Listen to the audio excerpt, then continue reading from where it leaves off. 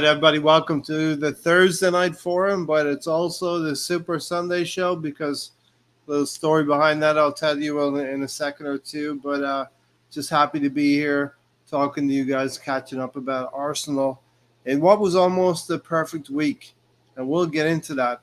The perfect week, of course, would have been uh, maybe the referee blowing up the whistle when time was up. But of course, Arsenal are the only ones who perform dark arts. So yeah, listen, a perfect week, a new rivalry. New rivalries are not the same as old rivalries. So forget about Manchester City and Liverpool. There's a new dog in town, and that dog is called Arsenal. And apparently, a lot of people don't like that dog. It's a stray dog. Media jealousy and the evolution of the club as well. So we'll get into all of that. Tony, go. And it's still part of what the fan base is because we do have a toxic fan base. I don't care what anybody says; it's toxic. Interesting. The fan base is toxic, but I think all fan bases have elements of they either like what's happening with the club or they don't like what's happening with the Yeah, club, or they're somewhere in between. It's one of those sliding scale things, Tony. Yeah, but yeah, Arsenal fan TV kind of start all this, and they lean to the negative part. And like when I first started following on Twitter or Bleacher Report, like how many of the media posts would be about what Arsenal fans are like. It wasn't until I started like really reading the post to say, yeah, they're kind of right here. Well, listen, I'm gonna go to Stan next, but I will just retort by saying I do now believe I've been thinking this for a couple of years. I do now believe that the Arsenal Invincibles imposed a lot of hurt and heartache on our rivals, and those rivals have grown up to be media pundits, actual former players in some cases, and they are trying to exact their revenge now against Arsenal because it does seem to be a little bit of a siege mentality, Stan, that Arsenal are facing into now. Yeah, good evening, Tony. Good evening, Ray. Good evening to everyone in the chat box. Just to follow on there, what you're saying and what Tony's saying about the fan base, I think right where we are now, with the way that the fallout from the last game, the way that it seems to have rattled not only Man City, but it seems to have rattled everybody else in the league, and the aftermath and what I'm hearing I listen to TalkSport on my way to work sometimes on public transport and on the way home, and you listen to people phoning in, and as you mentioned it before, this phrase now, the dark arts, has become this new label that's akin to Arsenal, and the way that it seems to be that it's like, we're in the middle and everybody's punching and kicking from all sides, it's one of those ones. It's a little bit like Caesar, getting all the daggers in the back. Do you know what I mean? It's too many. It's too many to fight off. Now, in this kind of a situation, and you mentioned it, a siege mentality, isn't now the opportune moment for all Arsenal fans to come together? Because they're coming at us from all angles. And it's not just an Arteta in or Arteta out thing. What's being focused? It's Arsenal in general, and basically saying what it is that we stand for now. Personally, I think it's pathetic, and I just to put this on the record, I bloody love it. I love it. I never wanted to be the Premier League darlings. I always wanted it to be a bit of a ruffling of the feathers. And I just think it's so laughable. I think it is the funniest thing, right? Because it wasn't only maybe 2 seasons ago, we were always known as, they're a good team, Arsenal. But, if you can just rough them up a little bit, and you've got them. That was the key to beating Arsenal. The key to beating Arsenal, I could probably hear other managers saying it before kickoff when they came to our ground. Remember, lads, if you can just get in about them and rough them up a bit, you'll put them off their lovely sort of free passing game, and we'll get a result. And that was always levelled at us as our root cause for getting any success. Soft underbelly. Yeah. All of a sudden now, we've become the pantomime villain. When did that happen? We're Yeah. now like, we're all of a sudden, we're the bullies of the league. We're roughing everybody up. You know, it's like we're playing with 10 Joey Bartons in the outfield. Yeah.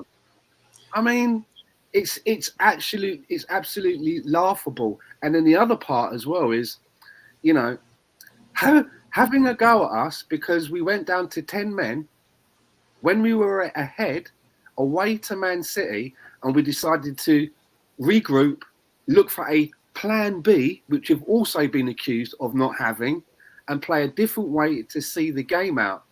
And that's just been labelled as parking the bus, rather than needs must situation. So what were we supposed to do?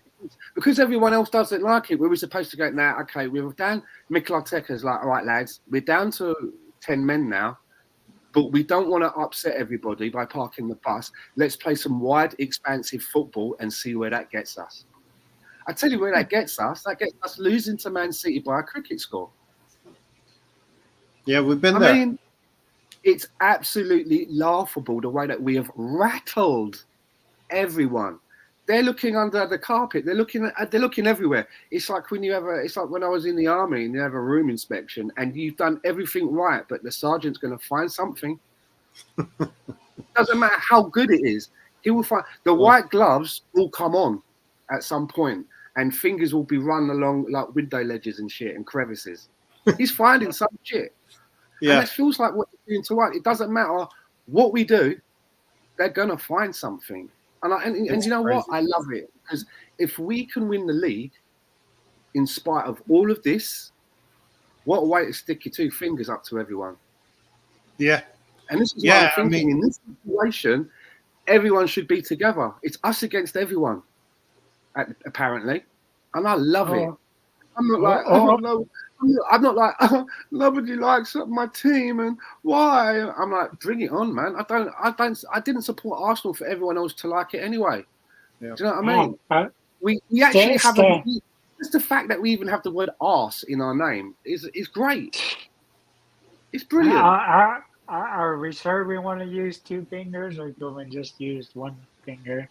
Or going back to Caesar's time, we can just bite our thumbs. Give it some of that, the old two fingers. But seriously, I'm loving this panic around Arsenal at the sudden. Everything that's been levelled at us. Do more of it, because I think personally that this is only going to make our players stronger and galvanise more. I can imagine there was a time when you're looking at the fixture list, whether you're a player or a fan, which I am, and I used to be like that. You're looking maybe at the next 3 games ahead, and as soon as you see Man City pop up, you go, oh, fuck. Oh. Now, I'm counting the days off. I can't wait for them to come back to the Emirates. I can't wait. And if I can't wait, I'm sure the players can't wait either. And that is going to be Man City didn't want to get into that position. The mystique has gone. The mystique and the fear, that's all evaporated. We're not looking up at the fixtures and going, oh shit, we've got City in 3 matches time.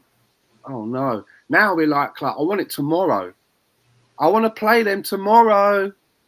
Do you know what I mean? Yeah, that's where we are now. And that kind of an attitude, that kind of a mindset, if I'm feeling like that as a fan, I guarantee you the players that left that last game, they can't wait. Gabriel Megalegs cannot wait to see Haaland again. He can't wait. Yeah. There's a lot to unpack there from what Stan said. I want to first get into what I was thinking was the pundits that were admonishing Arsenal for the way they played 5 years ago and 10 years ago, saying they had a soft underbelly. Well, they had all of these suggestions as to what Arsenal should do. But now that Arsenal have started to adopt some of these measures and become better as a team, and actually, when the bully beats you up in the playground and takes your lunch from you and takes your pocket money from you, you actually start to wise up a little bit on the street. And Arsenal are that team now who have wised up on the street. But the bully does not like it, because now we've grown up You know the way you had now we're taking the 2-year bullies' gap. lunch money. We're taking the bullies' lunch money. They don't like it. Yeah. You know, when my brother is 2 years between me and my brother, and at a certain age, he can stand up to me. That's where Arsenal and Man City is right now. And those Manchester City players do not like it one bit. They're talking a lot in the media now about why can't they come and just play football like Liverpool used to do. Well, Liverpool never really won at the Etihad either. Uh, and when we're a different rivalry, we're a With 10 different men. team. With 10 What? men. With 10 Yeah, men. and with 10 men as well, Stan. And With our 6'4" Brazilian with his back turned and the ball just fucking blast off the back of his head. so, What the fuck is that? Is that a correct yeah, thing to do? as Stan said, Tony, our players are waiting. They're waiting for Man City, but we have to play it very carefully. We have to play football as well and not devolve this rivalry into what Man City wanted to devolve into. And we'll get into that a little bit. So I left a comment here earlier. Good evening to all. Our Arsenal are here. This Arsenal team's here, and this club will write their own history in real time. We don't know what we're going to do in the next 3 to 5 years, but let's enjoy it while it's here. This is our cycle, no matter what the pundits will tell you. This Arsenal team is here now, and we're going to win trophies of some kind. We have to win some trophies of some kind, but it depends on what kind of history we're going to build. Stephen, evening, one and all. Thanks for being here, Stephen. BX Gunners in the house as well. Good evening, everybody. My answer to the hate, says Stephen, is bring it on. It only makes us stronger, makes the haters look like complete fools. Where were all the dark arts haters when Saka has been kicked to death for 3 years? Everyone loved Chelsea's dark arts and Manchester City's. We learned the dark arts from the types what does of dark teams. arts even mean? What is it? Is it voodoo? Is it witchcraft? Alchemy? I don't The know. dark Man, the dark arts. The dark arts are. Is it Gary? Is Gary the dark art? No. This is curtains. The dark arts are winning by any means possible within the rules of the game. Not exactly to the letter of the law, but whatever the referee will allow. Those are the dark arts. Whatever you can get away with, whatever 1%, 2% edge that you can get, those are the dark arts. And Arsenal did not invent the dark arts, despite what you're reading this week.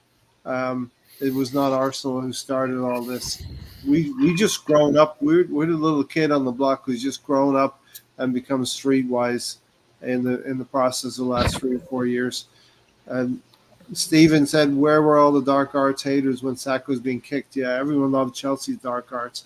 I'll bring Gary in a second then. Big up, guys.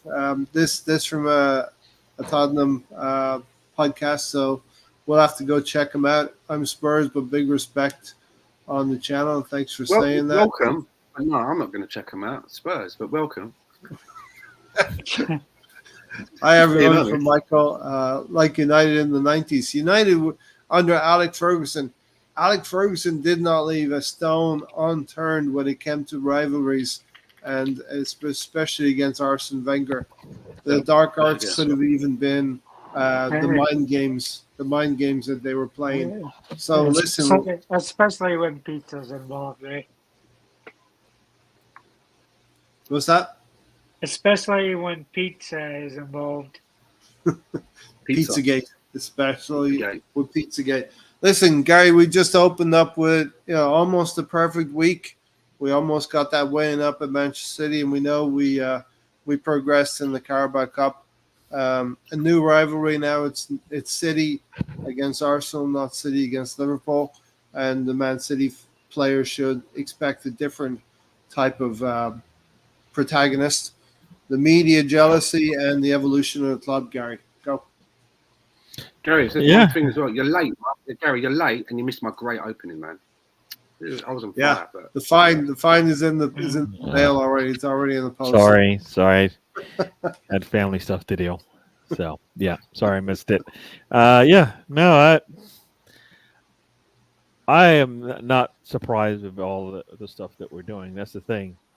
Going into the game, we talked. I don't know if we had talked beforehand, but I said, we're going to lean on our defense no matter what. I didn't really think we're going to have to lean on them for 70 minutes of a game, but we had to do that. But yeah, no, our strength is our defense, and we're going to do anything. And defense is, do they win without the dark arts? I'd be surprised any defense does, right? You always see, when City was doing what they were doing, Rodri should have been getting yellows and second yellows and wasn't getting them for some reason. Like I even saw, I just saw a video. It's not a video, but a picture today, I think, of one of the headers that Gabriel had. And if you look at the video, you can see somebody in a light blue shirt basically grabbing his shirt, and you're trying because it looked like he overshot it and he was like leaning back. Well, actually, he might have been, but he was getting tugged, and it's like First header. I don't know if it was the first header. No, it looked like the second header because the first header he was actually one. It When was he scored on. he actually just missed on the first one. Yeah. He missed on. He should have hit that one. The second one he overshot the mark and was able to get his head in a way that could hit the back of his head and went in. And that looked like the one he was getting tugged on, because I think the first one was with one of the young kids, and the second one was with Walker. So I think it was Walker that was grabbing him, but he's getting grabbed on a header with the ball coming in. And you're like, that should be at least a yellow card or a foul in the box kind of thing. So we're not doing anything everybody else isn't doing. They just don't like it because it seems to be working for us. That's the only problem. And you know what we're doing? We are not. The other part to it is we're not. Yes, we're still giving away these stupid second yellows, but that's. I think what's part. I think people are. I was listening to somebody the other day, and they were like, they're trying to make these footballers robots. They already cannot celebrate until VAR tells them to celebrate. And now they want them to, in the middle of a game, not try to clear a ball, which he could have been kicking that towards, that Trossard kick could have been towards Martinelli, and he pulled up, and that's why it lobbed. Yeah. Or it could have been just like, guess what? If I just boot it out of here, the clock will run out. There's multiple different ways. Everybody's thinking of just one thing that he hit it. He just was delaying the game, and it's like, did you see how this game was going? They were attacking our third. The last thing you want with no time on the clock is them to get that last goal to tie it up. So, there's different things that all could be possible, right? So I don't think there's any dark arts. I think we're just playing football like everybody else. They just don't like that it's in a red shirt and it's got a cannon on the front, right? Yeah. They don't like it. And there's the dark arts scary. We're not doing anything anybody else. It's not something special. We're not doing something. Everybody's doing the exact same things to us. Don't get in trouble. We're not like running around with nunchuckers. It's nothing new. No, what they do with nunchuckers. But if you're good at it, all you do is rile up the others. You don't get the penalties and the cards if you're doing it right. Yeah, no. Now, the other thing, and I'm sure Gary will agree with me as well, to expect Leandro Trossard in the heat of the moment with 1 second, the time lapse between him kicking the ball or whatever the referee blew the whistle for, we don't know, because there's a group of VAR assistants and the referee who are communicating together, and they are coming up with. We've seen it before with the Brighton decision with Declan Rice. We've seen it before where they have a conversation, and they arrive at a decision by a committee. So don't tell me it's just Michael Oliver making this decision, but Leandro Trossard, whether the free kick is for going into Bernardo Silva hard, shoulder, maybe shoulder into the back, whatever, but he's challenging for the ball and kicking the ball away, is 1 second. These referees need to make some compensation and think about what it's actually like to play the game in a professional setting, and to realize these players are. This is basically first against second. But You know, in but the league. Gary was doing the watch along, so he really doesn't get to hear the audio. I hear But the audio. It's in my ears, dude. So try again. Fact check. You're not paying attention to it all the time. You know how many times Gary. I mention the audio in my ears during a watch along? You obviously haven't watched my watch alongs. Try again, sir. All I've right, only been on Tony, with does them. that negate your point, or do you need to carry on? I need to carry on. Because I'm listening to Lee Dixon in my ears. Hmm. He loves Arsenal. No, but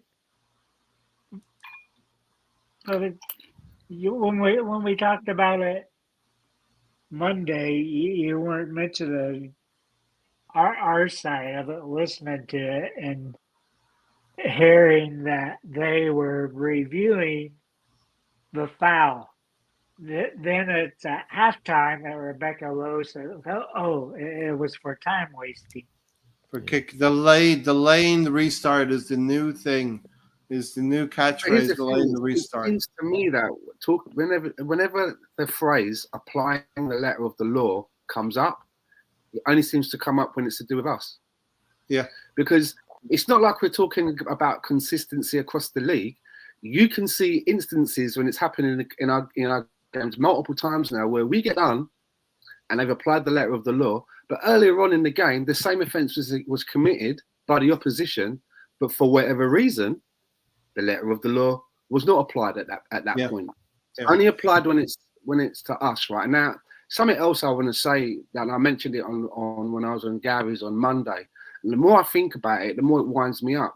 And it's like, I'm not Columbo or Sherlock Holmes, but you put pieces together, right? You've got the same referee, which is, and we've all heard these stories, right? Who, didn't raise a card to Kovacic in the game, where he went into one of our players quite badly because, as Howard Webb says, he didn't want to spoil the game.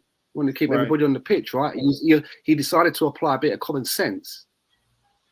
Then he got the same referee, and he's ready to put his cards out very quickly in a big game. Once the first place team against the second place team, there's a lot at stake, and he's quite eager to spoil that game. And then you got the same referee who is out there earning bags of sand. Funny enough to say bags of sand, he's out there in the desert earning it, but there's plenty of sand. There must be plenty of bags. Surely that, for me, at the very least, you've got like similar concerns out there that you do behind clubs and various groups over here. Surely that's at the very least, a conflict of interest. Yeah. But the thing that annoys me the most is that when I listen to people talking about this subject on TalkSport or wherever it may be, and even on some podcasts, if anyone in the chat box or someone that phones in and they're disgruntled about the situation with certain referees, if they ever mention the word, I think they're corrupt or there's corruption, the host, no, come on now. I know you're a little bit upset, but let's not go down that road. It's like a taboo thing. It's like, come on, you can't be serious. Come on.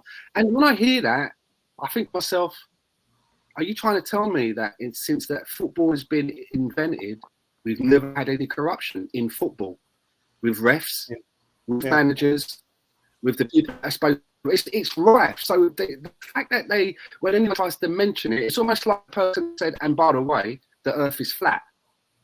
They're not saying anything that's ridiculous as that. They're saying something that they believe it could be something to consider, because we've seen it before. Yeah, it's always like, your conspiracy theories and blah, blah, blah, blah, blah. I put it to you like this, right? We've had a manager of our very own. And for those of you in the chat that might be a little bit younger than me, that might not even be aware of this, but we've had one of our very own managers take brown envelopes of money to influence players that he would buy the transfer market to play for Arsenal. He got found out and dealt with severely. That's corruption.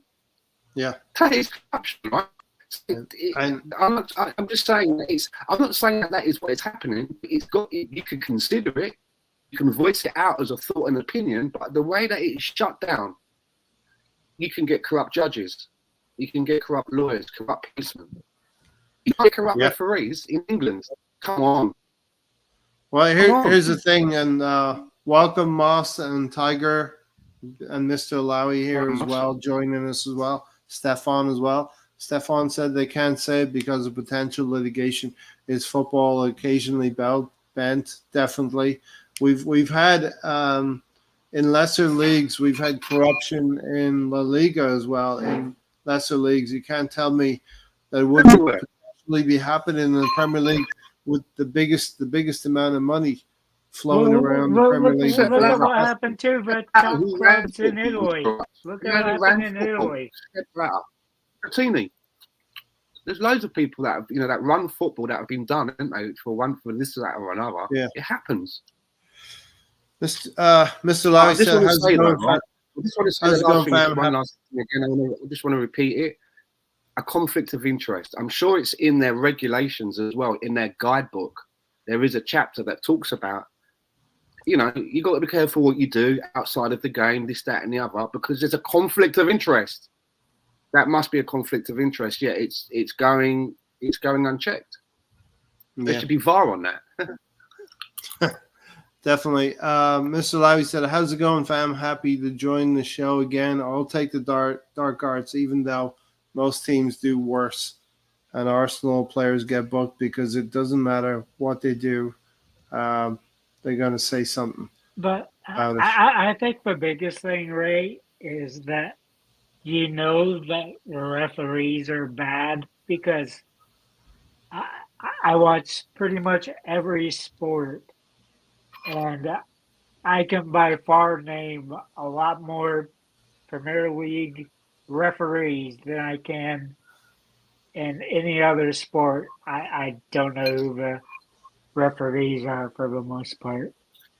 You might know like one or two in the sport, but you don't know all of them. You're supposed to have. Well, I mean, I always thought in the last few months that we had at least a couple of really, really top Premier League referees. I thought Mikel Oliver was decent. Anthony Taylor, another one who's decent as well. But in light of what we saw on Sunday, I'm revising my opinion on Mikel Oliver for sure. Well, the fact that they even decided that they had to create a show called Ref Watch or whatever it is, shows you excuse me? Yeah. Is not enough football that we have to have an entire show or a segment set up just to review with Michael Owen. Those are the things that they should be doing to their boss, and then back to to the league, in the sense that, look, this is why this was, so at least that the league knows, like, this is how things are done, or they screwed up, whatever the case may be. Right, that information doesn't need to be out there. You're just creating drama where it doesn't need to be. I mean, they said once again, they are hurting a sport that everybody loves. Yeah. All right, this is the thing that they're doing. They're hurting the sport. They don't want to fix it. Right, they don't want to fix it. If they did, they would have fixed it. If they wanted to fix it, they would have done it. They don't want to do it. They're hurting football, and once again, something else is hurting football, hurting sport. I mean, this is happening in every sport has its own thing. All we want is consistency. But if consistency means an action that Leandro Trossard did in the 45th minute means, it's going to be a yellow card, you're going to end up with 8 players on each side at the end of 90 minutes. So the consistency, we all know it's going to come back to be more normal. But at the end of the day, there's such an easy way to fix all of this, right? And having that TV show that Gary mentioned, that's a cop-out. If they really wanted to fix the problem, after a match, we hear from players straight away. We hear from managers. Even if something controversial happens, they say to the manager, "What was your take on that when that happened in the 85th minute?" And blah blah. You know what I mean? They go in, they ask questions. Why are we not hearing from officials after the match? So on the 55th minute, Michael Oliver, you made this decision.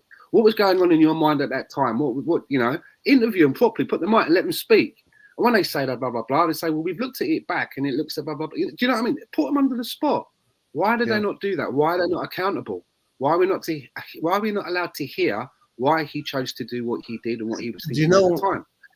Yeah. It might help the situation, definitely... but if they knew that they were going to have that, they would probably make better decisions because they know that they're going to be questioned about it. You see what I mean? Yeah. I don't understand. Managers get it straight after the game.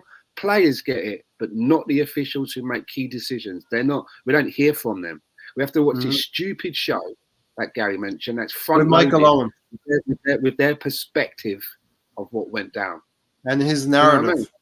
Yeah, his narrative where he's framing something happened. Well, perhaps he did it because of this. So Howard Webb is trying to jump into the mindset of the referee, the match referee.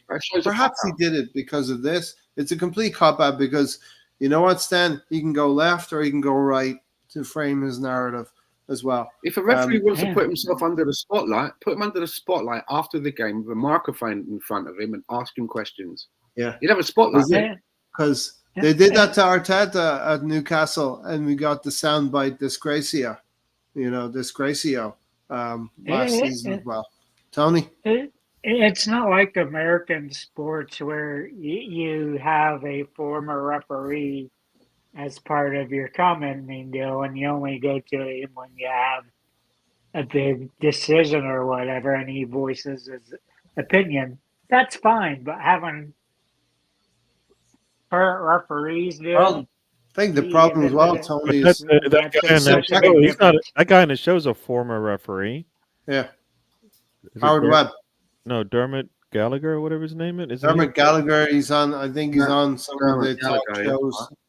Yeah. Isn't he a former? Howard Webb is also a former. He's well, you can't talk to him. He's actually that's his job. His job is to manage the people you're talking to. That's not what we want to. We don't want to hear. He's supposed to back up his people. That doesn't make any sense for him not. But the other thing, Gary and Tony, is that in American sports, it's very much it's either one way or the other. There is clearly defined rules in soccer or football. It's more of a subjective opinion on how the game is run. And that's the problem. So if it's that subjective, get rid of it. Don't even worry about trying to figure out whether it's right or wrong. All right. Yeah. Just play it like you always did. You stop the clock and then you bring the ball back and you save the time. So there's no such thing as wasting time because the time is stopped when the ball is dead. So at the end of the day, I feel sorry for Leandro Trossard at the end of the day because, as you said, Gary, he's completing an action trying to get to halftime for his team.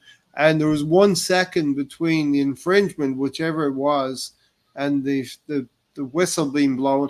The other thing as well is Michael Oliver is reacting to Man City players who are crying to him and imploring him to do something about it. The Manchester City referees, they're the ones who are performing dark arts as well. Well, supposedly that is not subjective, right? What they're doing is not subjective. They're not supposed to be able to do that. They're not supposed to ask for retribution for whatever just happened on the pitch. And guess what? That one is the easy one to call. So if he's going to call anything, he calls that one first. And then if he still wants to throw the yellow, he can, right? But he chooses to ignore the thing right in his face because Trossard is way off. He's out. He can't find him anyways, right? But because the City players are all surrounding him, right? So which Arsenal player was it? Talk about subjective and objective, and like there's subjective things. There's objective things happening right in front of him. He cares less about that. He's got his mind set on a second yellow, which he can't even quantify. He doesn't know what's going through the player's head. He doesn't know if the whistle came out when it did and all that kind of stuff, right? So, they pick and choose, and they're not accountable. We don't want to, and nobody. And you know what? No, the league doesn't want to do it. The teams don't want to do it. Yep. because they feel Listen, right. we could You know what? devote the You whole. know what? If the league if the league or the teams actually cared enough, they would tell them, no, we want a new PGMOL. Start with somebody top at the top, We could somebody new, and we want to do. We don't want VAR and this to be all part. Why can't they do that? It's we could devote the whole show just to the referee, but we're not going to do that. We're going to move on. We've dealt with the red card. The We Trossard feel situation, it kind of really reminds me of Robin van Persie in the Champions League. Yeah, he could. I mean, how you can expect? And I accuse rival fans here who want to be objective. Other fans, Liverpool fans, Man United fans, Everton fans, Newcastle fans, and City fans. They want to be objective about this, and they want to say, well, Trossard lost his head and kicked the ball away. Think about it for a second.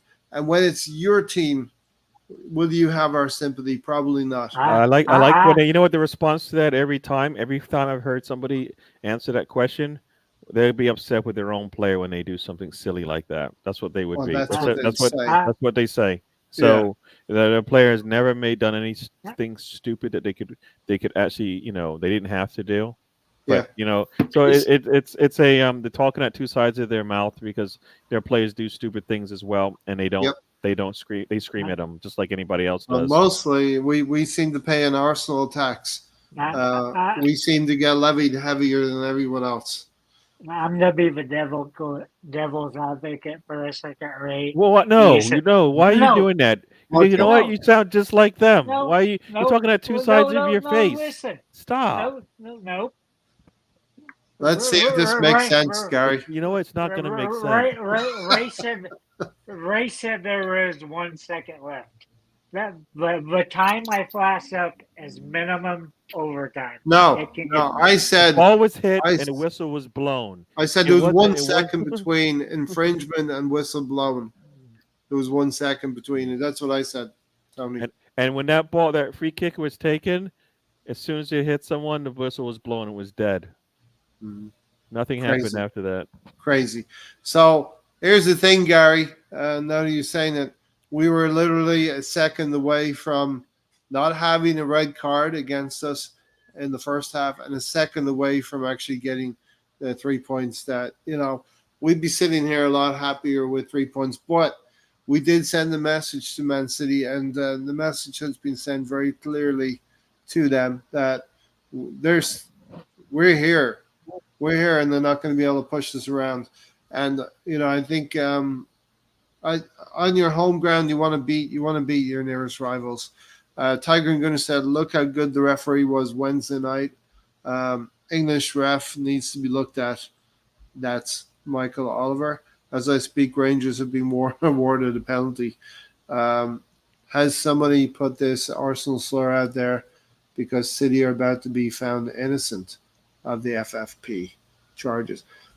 I wouldn't believe what some of the rumors are going around now. I think there's more to it. It's behind closed doors, this FFP hearing, and there's not going to be any decisions within days of it starting. So don't get ahead of ourselves here. If you don't know them, you can't name them. LOL. The FA just charged a player for biting after a match, so why hasn't Haaland been charged yet? They're laughing it up with him throwing the ball at our player's head. It's become a joke. That's probably a good place to stop as well. I was but you bring it up, but then that one official that does the show, the woman official that does the show where she comments and things, and she said that throwing a ball at a player's head is a red card offense. Because basically, what happens if Gabriel responds and then after that, right? So if he responds after that, he's supposed to get a red. You're allowing a player basically what's the difference between that and getting spit on? What's the difference? They used to go back. They both institute a reaction from someone that you don't want to have in a football match. So you're allowing the game to be tainted, and you don't want to fix it, right? You throw a ball at somebody's head, the back of their head, when you're trying to protect their head in the first place. Yes, who cares how hard or soft it is? You don't have to jolt the neck that much. Everybody knows if you know anything If about you're not the prepared human for it, body. you don't know it's coming. Right? Yeah, exactly. You can't Concussion. exactly. So, you just jolt it a little bit. Who knows what happens, right? So Yeah. it's and then, like I We're said, living the in a time reaction of concussion breaks, from it right? creates a situation that what now you're going to have to throw two players out when only one of them should have been thrown out for instigating the thing, right? Yeah. Gabriel responded, right? VAR Gabriel, saw it, right, huh? Gary? No, VAR saw it, there were four and players around there that could have everything's responded. okay. And you know what? Then people are going to say, look, Arsenal it does silly things. That ball was thrown, and not one of the Arsenal players reacted in a way that said, you know what, this could get something. This is get a little touchy here, right? But again, So it's not an Arsenal player. You're not wearing an Arsenal shirt, so you don't get we're, we're, the we're, scrutiny. You don't get we're, scrutinized. operating, But we're operating in a but time where concussions are being taken very seriously as well. Yeah. They have concussion but breaks. what? But hold on, Tony. Yeah. Here's something, right, that you may or may not know when we're talking about why we seem to be being over-reffed lately. Some of you may know about this. There was an article in the Daily Mail talking about how last season numerous Premier League clubs complained to the PGMOL about Arsenal, about us, the way that we play the game. The phrase "dark arts" was actually used in the article, which was written in, the Premier League clubs are using that phrase about us. This is from last season: dark arts, time wasting, etc. So you can probably see it, right? They've got these numerous reports in. So this season, what happens? Anything that we do, like the Declan Rice situation, apply the letter of the law. It kind of makes sense, that the Premier League clubs have taken the time. A number of them, I don't know how many, I can't remember if there was a number or not, but they've taken the time to send letters to the PGML about the way that we play the game. And I think that on the back of that, it's in the back of their mind now. They've probably had a briefing about this. Yeah. Meetings, whatever. And we're now being, the result is now that we're being over-reffed. We're being over-reffed on the football. That's what I think is happening. And that's not a conspiracy theory. This is what's happened, right? You only have to put two and two together and think, okay, well, there's your answer. Yeah. It's crazy. Stefan said, I agree, there should be a ref watch. Like anyone in public life, if you mess up, you should be accountable. Definitely. And there doesn't seem to be any accountability. At the end of last season, we had a female referee and we had other referees coming into the game, and they have disappeared in this new season. They're gone back to the old boys club. Most of them based around Manchester, greater Manchester area as well. Don't tell me there's not a unconscious bias against Arsenal and Southern teams. Let's just say Arsenal being the best of the Southern teams right now. Well, what I was originally to say, Ray, what happened to them going in there and post-actively giving them red cards? Because they would go back and review whole games, and if they seen something that was endangering to a player, they would give the player the red card. So they should do that to Holland. And yeah, exactly. Retroactive action. But what they'll say, Tony, is they'll say that they saw it and they agreed that there was no action required. That's what they'll say. We don't really hear that retroactive action anymore, or they fast track everything now. So Trossard's red card was served in the Carabao Cup against Bolton last night. You know what I mean? It's crazy. That was a good thing about it. Yeah, that was the only good thing about it. Steven said, when will the Premier League realize that the players really? are no longer His red card was used against Bolton, really? Was it? Yeah. So he's available for Saturday. Okay. When will the Premier League realize that the players are no longer deciding who wins the title? The PGMOL is Oliver last season bent over backward to favor City all season long, and they won by 2 points. And there was a challenge by Doku on McAllister in the penalty box at Anfield, never given. Apparently, that Michael Oliver has refereed 7 games for Manchester City. Never shown a red card. Yeah, 47 games, I think it is. Not even one red card in 47 games. So, those Man City players are perfect angels, especially Bernardo Silva and Haaland. Never trust someone with 2 first names. LOL. But for me, right, if you can't do it with these professional referees, go back to the way it used to be. You have amateur referees; they don't get paid for it.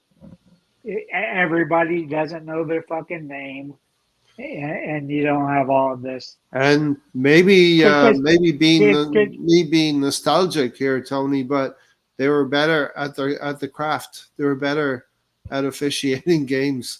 And you knew, David Ellery and those types. You knew what the laws was. You knew what reckless endangerment was. You knew all that stuff. You knew what an offsides was.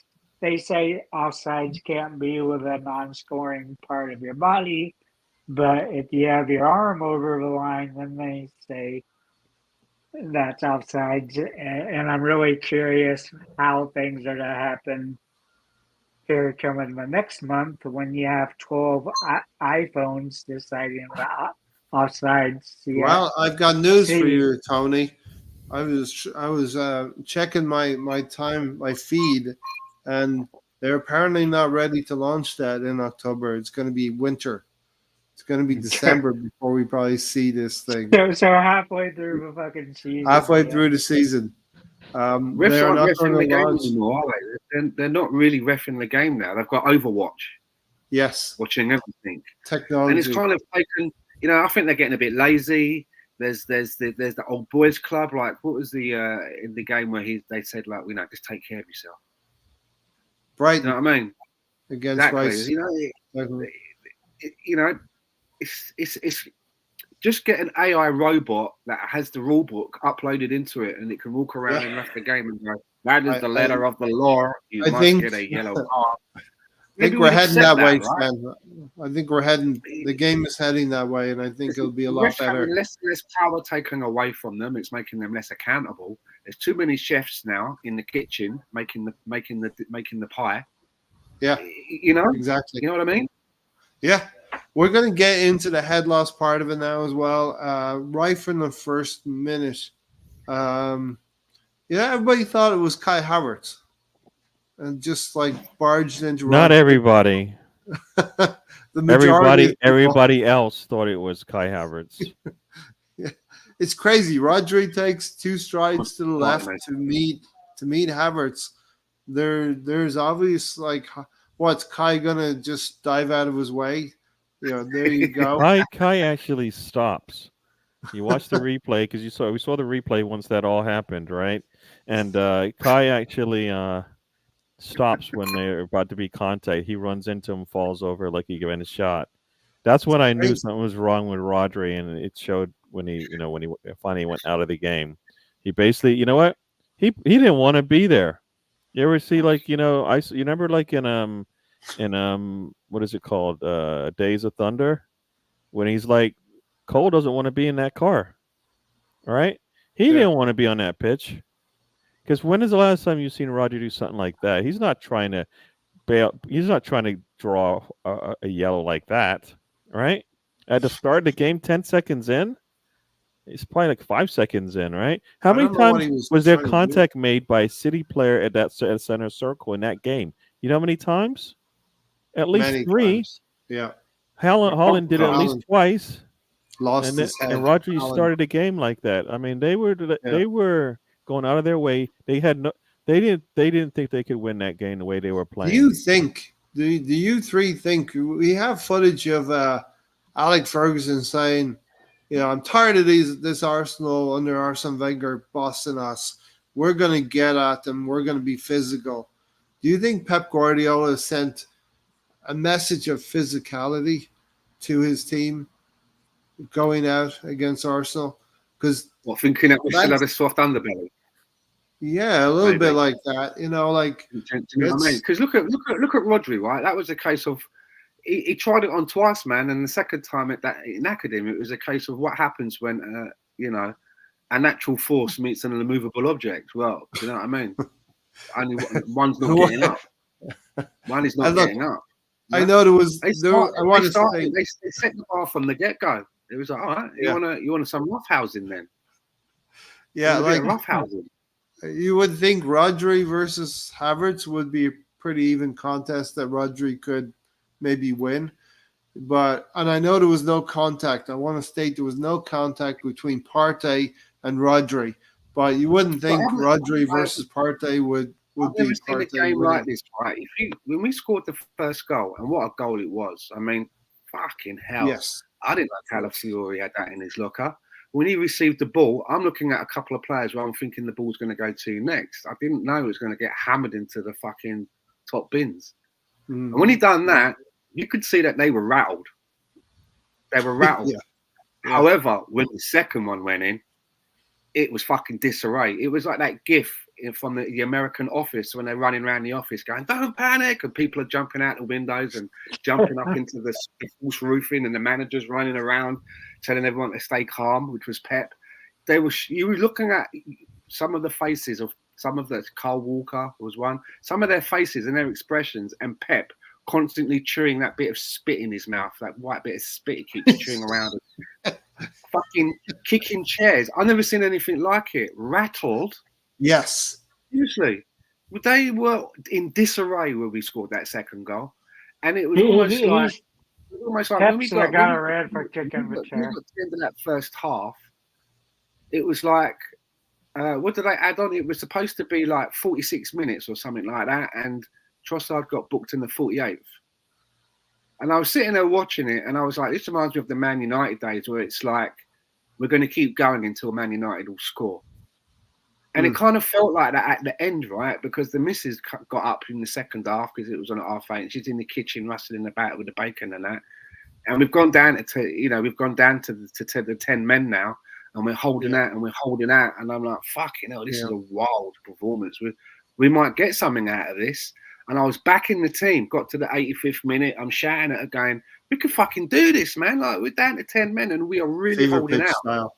Yeah. When I saw them hold the board up, and when it went, and I saw 7 minutes, my fucking heart sank. And I stood there, I was standing up looking at the TV like that. And my missus came and stood next to me. She's like, you're going to do it? I'm like, 7 minutes. I'm like, this is a bridge too far. Yeah. And then we're watching it count down. And when it got to like something like, there were like 3 minutes left, something like that, 3 minutes, 2.5 minutes, I walked away. And my missus is like, what are you doing? I'm like, I can't fucking watch this. She's like, why? This is like the best bit. I'm like, I literally said, they're not going to let us win. I said that. They're not going to let us win. Yeah. Yeah. I just had this feeling that all that hard work was going to get undone. And then when they scored their goal, because the minutes that got added on, again, it was like, what was it? So no, it was the end. That was 7 minutes were added on, wasn't it, at the end? And they scored their goal just after 8 minutes. 8 seconds after 97 minutes, yeah. Like, it was 10. Almost 8 minutes. And my missus, it was just over 97 minutes. Like, it went to 8 on the clock. It went to 8. And even my missus, and when it happened, I went, fuck, I told ya. And even my missus was like, was like, what the fuck? We went past but there were a couple of times where our players did go down, and they probably stopped the clock for that. Yeah. And it was added on. Right? I just had a feeling. As soon as I saw 7 minutes, my heart literally sank into the bottom of my stomach. So for my part right now, I'm on holiday, I'm on vacation.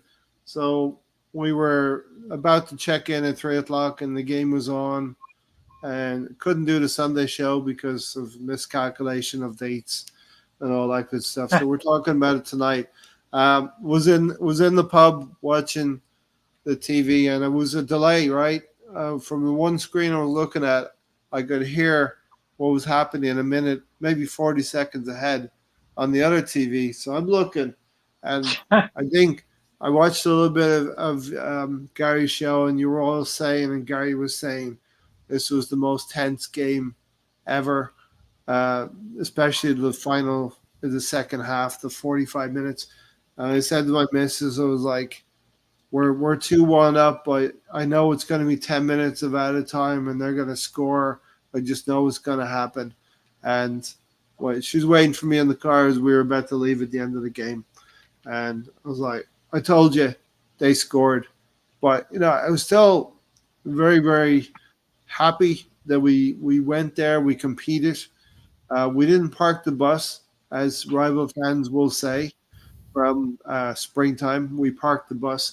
Now, they'll say the same thing about us in the second half, because rival fans are going to say anything to get something out of you. You know what I mean? To get a reaction out of you. Arsenal parked the bus in the second half because they went a man down at the Etihad. Well, they should have had bravery. How dare we? How dare we try to win the game and stay out of a cricket score? Arteta had all these defenders. He had all these defenders. How dare us go to a 5-4 formation? How dare we play 6 at the back against Man City in their home grounds, and we didn't have the cojones. We're not down a man. How dare you? We didn't have the cojones to go and win the game in the second half in some valiant, way. Charge of the light brigade. Let's all go and attack. Leave ourselves open.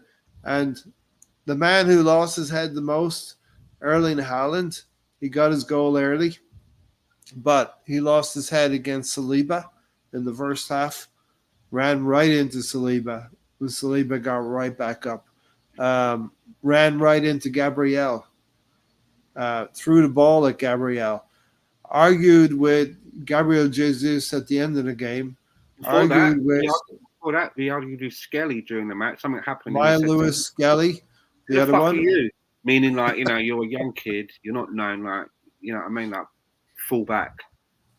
And be humble. The weirdest thing still about the game is seeing a player come on that already has a fucking yellow card. Yeah. When does a player after a game, right? Think about it. When does a player after a game go up to the opposing manager and start giving him purple? Trivia question. I can understand you if another player that's been giving you through the match and, they've been taking the piss out of you and then you end up winning, you can be like, yeah, fuck you. Do you know what I mean? Who's laughing now? Yeah. But to go to the manager of the opposing team, it's like giving it verbals. Be humble.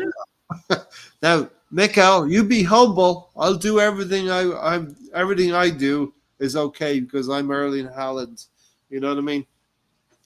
Like, the man is traumatized. He hasn't scored. Have you seen his fucking wardrobe when he talks about being humble? Some of his fucking get up. Tidy whities. Do me a favor. He's traumatized. He only scored the 1 goal against Saliba and Gabriel in 4 games.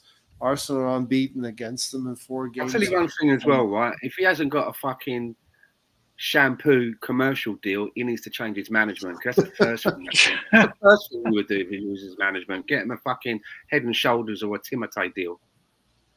So, you don't see the long hair in football much anymore. So, yeah, listen, Erling Haaland lost his head. We'll get into the goals as well. We'll talk about the goals here. Let me catch up. I'm way behind probably in the chat here. Moss said during the match and after the match, Jose, refs give reds and all of them have to and can file reports as to things happened off the pitch and after the match and video. They can discipline still. Yeah, listen, I don't know if any of that is going on in the Premier League. Soccer is all at the ref's discretion and choices and should be the definite subjected to critique. All refs always evaluate it, indeed. I don't want to see another one of our players kicking head balls or putting us in disadvantageous situations. Dark arts, watch the Copa. They're not dark arts in the Premier League. English refs in South American matches games will be abandoned by half. Yeah, we've seen some fighting recently as well. McDermott and Gallagher were just paid minions of the PGMOL. I hold dog crap on the bottom of my shoe in higher regard, and Webb was even lower. And listen, when you can't respect the people who are running the game, it's very difficult. You need to respect what the administration powers are doing with the game as well. The most important job of the PGMOL is protect the players of every club, and they're failing badly at that. As Gary said, if Gabriel had reacted to Haaland there, you've got a mass brawl again, something like what happened at Tottenham as well.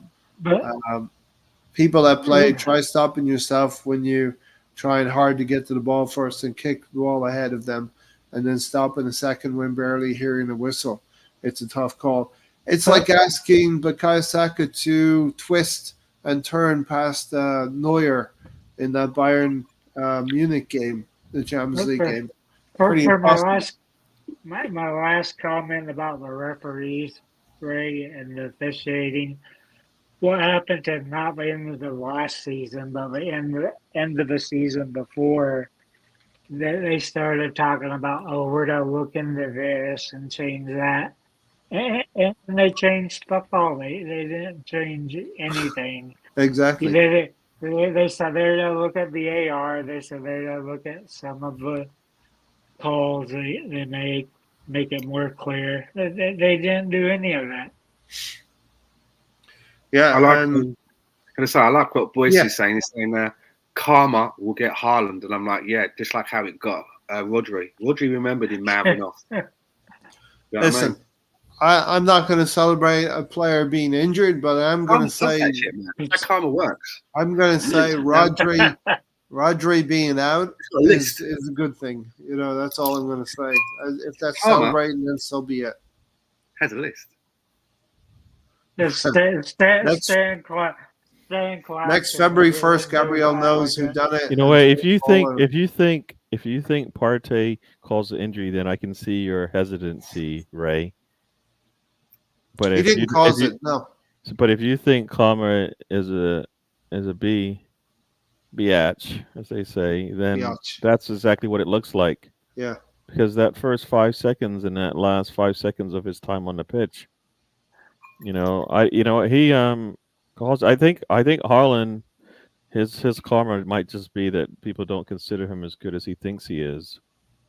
Yeah, I mean, like I said to I was saying to somebody else, like people are always like, oh, he's going to be, a bigger legend than Henry, and I'm like, there's probably about 5 or 10 other players that are bigger legends than him now. Yeah. Yeah. He might have, like he was a big bruiser in there. He would smile at you as you ran into him and fell over, but now you just know he's a bully. He's a bully. He's just a bully, right? And if you respond back. If you respond back like last year, think about it. Last year was probably the first time. I'd have him tomorrow. That was the first time. Tomorrow. No, we're gonna have Harry Kane tomorrow if he was healthy, right? Like him at the moment. Listen, I know we don't like him. No. You're missing my point here. You're missing my point. You've missed my point. You've missed my point. No. Don't go down that road. You've missed my point. I never said that. I never said that. I'm not saying I'm not gonna take the talent, right? But I'm just saying that, guess what? Those things come to him, right? And, that's what I'm saying. I'm saying he won't be looked the same as like an Henry, like a Shearer, like any of the big stars that have come through the Premier League. Because that, like pretty much he went after all these players in one game, went after a 17-year-old, right? Crazy. All of this stuff in one game. Went after a manager at the end of the match. I mean, like, who did he not go after? He just got. Yeah. He had a list, just like you said. He had a list. Bring up your list. Let's see your list again. And he was just checking things off. Saliba, 17-year-olds, Gabriel, got him. MLS, one center back. Yeah, other center back. He just Gaffer. Ben White was next in line. I'm surprised he didn't fucking start giving it to Gunnosaurus. He left no stone unturned. Did you see when Ben White got called by Arteta to like? Ben White was like, "You can't talk when you talk to my manager. Then you go after Jesus. Nah, I think you know what. This is not going to happen a third He time. You could see him, he was ready to go get him. He literally turned into a Karen. He's like, I want to speak to the manager right now, right now. Yeah, he totally. What's up with the guy? I think when you see Rodri doing things on, because that was on Rodri like the first few seconds. Man City are best when they're playing their own game and they're going after other teams, Arsenal included. I'm not going to give Man City props, but they did something out of character in this game. They tried to bring the dark arts against us. They tried to be physical, and I wonder if Pep Guardiola had a message to them throughout the week, because Haaland was involved in it and Rodri was involved in it, and I think this is I think you said as well, Gary, on your show. This is a consequence of Rodri not playing many games and being held back. They forced him into that game, I believe. It's and not he had even. that injury. He should have never. He didn't need to play. Like you think about it, if he didn't play in that game, maybe we beat them anyways. But he played in that game, and that just sullied the entire game after that because he was not the same guy. Like Did I they, mean, we you did know they what not we did? We prepare him took our. correctly? Did they not have a plan for him? Like, let's give him a few minutes leading up to this Arsenal game. He needed it based on the way he played and the way like you don't pull your ACL like that if that like that, right? Like that it like he was you think about it, he was talking about too much football and all of this and then that happens, right? All of this just sounds like they to some degree they forced him out there like that was. I got an ACL. I tore my ACL, and I was just running backwards in a basketball game backwards, and I just fell over. Yeah. That means it was coming, right? And sometimes you can't tell. But I thought a lot of these footballers they do a lot of scans on them anyways, and the fact that they held him out beforehand meant that there's something going on, right? Yeah. And then they eventually forced him out there to play, and he had 45 minutes going into that game. Yeah. Well, they usually scan them after the match. Then it's like 2 days later they do them another scan when the inflammation went down a little bit, so you can actually no, I know see that, but the like, damage. but there was some reason why they were holding him back, and it wasn't only just because he played, all those games in the what is it in those summer tournaments, right? There's Copa something America. else on Copa America, yeah. So there's something else going on in there, and you never know in that situation how much it is the manager forcing them on, or the players are saying, "No, I can handle it. I'll be all right." But like I said, that first 10 seconds showed you he didn't want to be there. Yeah, it's uncharacteristic to get in physically. To do that physically on your home ground, like go and play. They beat us 4-1 2 seasons ago. When it doesn't matter where it off is, right? You don't see that in the first 5 seconds of the game. It's crazy, and he's trying to bait Havertz into making the referee make a decision as well. Boise's in the house. Thanks for being here, Boise. Great to have you. Love to see these characters in an old school Glasgow derby. They wouldn't last 5 minutes. Listen, it was all. I think Man City players lost their head. I think Kyle Walker lost his head for Gabriel in the second Arsenal goal as well. Messing around with a player, pulling his shirt, and then you lose him. You got to want that ground to open up in front of you, and you just want to hide after that happens because you were embarrassed by Gabriel in that situation. Why would you do that with the most prolific defender in the Premier League who can score goals like that? Just flagrant disregard for the art of defending. Man City can be got at if teams are prepared to go after them. Man City can be got at, and the way we deploy our, Nicholas Jover, take a bow once again. the way that we deploy our players to block a goalkeeper from getting to a cross. And on Gabriel's goal, half the Man City team were on the near post. The whole backside was cleared out for two Arsenal players to attack. Havertz on the far back post and Gabriel making that run from pretty much the penalty spot. And Kyle Walker left behind. And not only that, they had a warning. Minutes before that, they had a warning about how Arsenal were going to set up for corners. And they didn't do anything about it. Stan, you got to leave. Yeah, I've got to go now. Got something that I need to do. But thanks for having me on. Good to get some of this off of my chest with you, because it was a fucking... I'm going to end it like this for me. You know, when I look back at that game, I feel really kind of proud of what we did and how we managed to navigate that difficult period in the second half. We were seconds away from making it a 10 out of 10. You know what I mean? I'm going to give it a 9.5. That's how good it was, a 9.5. We were just seconds away from making it a 10. But I also feel a little deflated that we were put in that position in the first place. Yeah. That it could have been avoided. I would have liked to have seen what we were able to have done, 11 v 11. See how the outcome would have come there. Yeah. And also as well, I'm a little bit miffed at the fallout afterwards of how we're being portrayed and where we're being placed. I mean, anyone would think that we were the team that had 115 charges against us and that we were the villains of the Premier League. The cancer of the Premier League. What we're trying to do is win football matches. That's all we're trying to do. But I definitely think that the Daily Mail story about the reports of the way that the other teams have been whining to the PGM are maybe playing a part in the way that we've been over-reffed.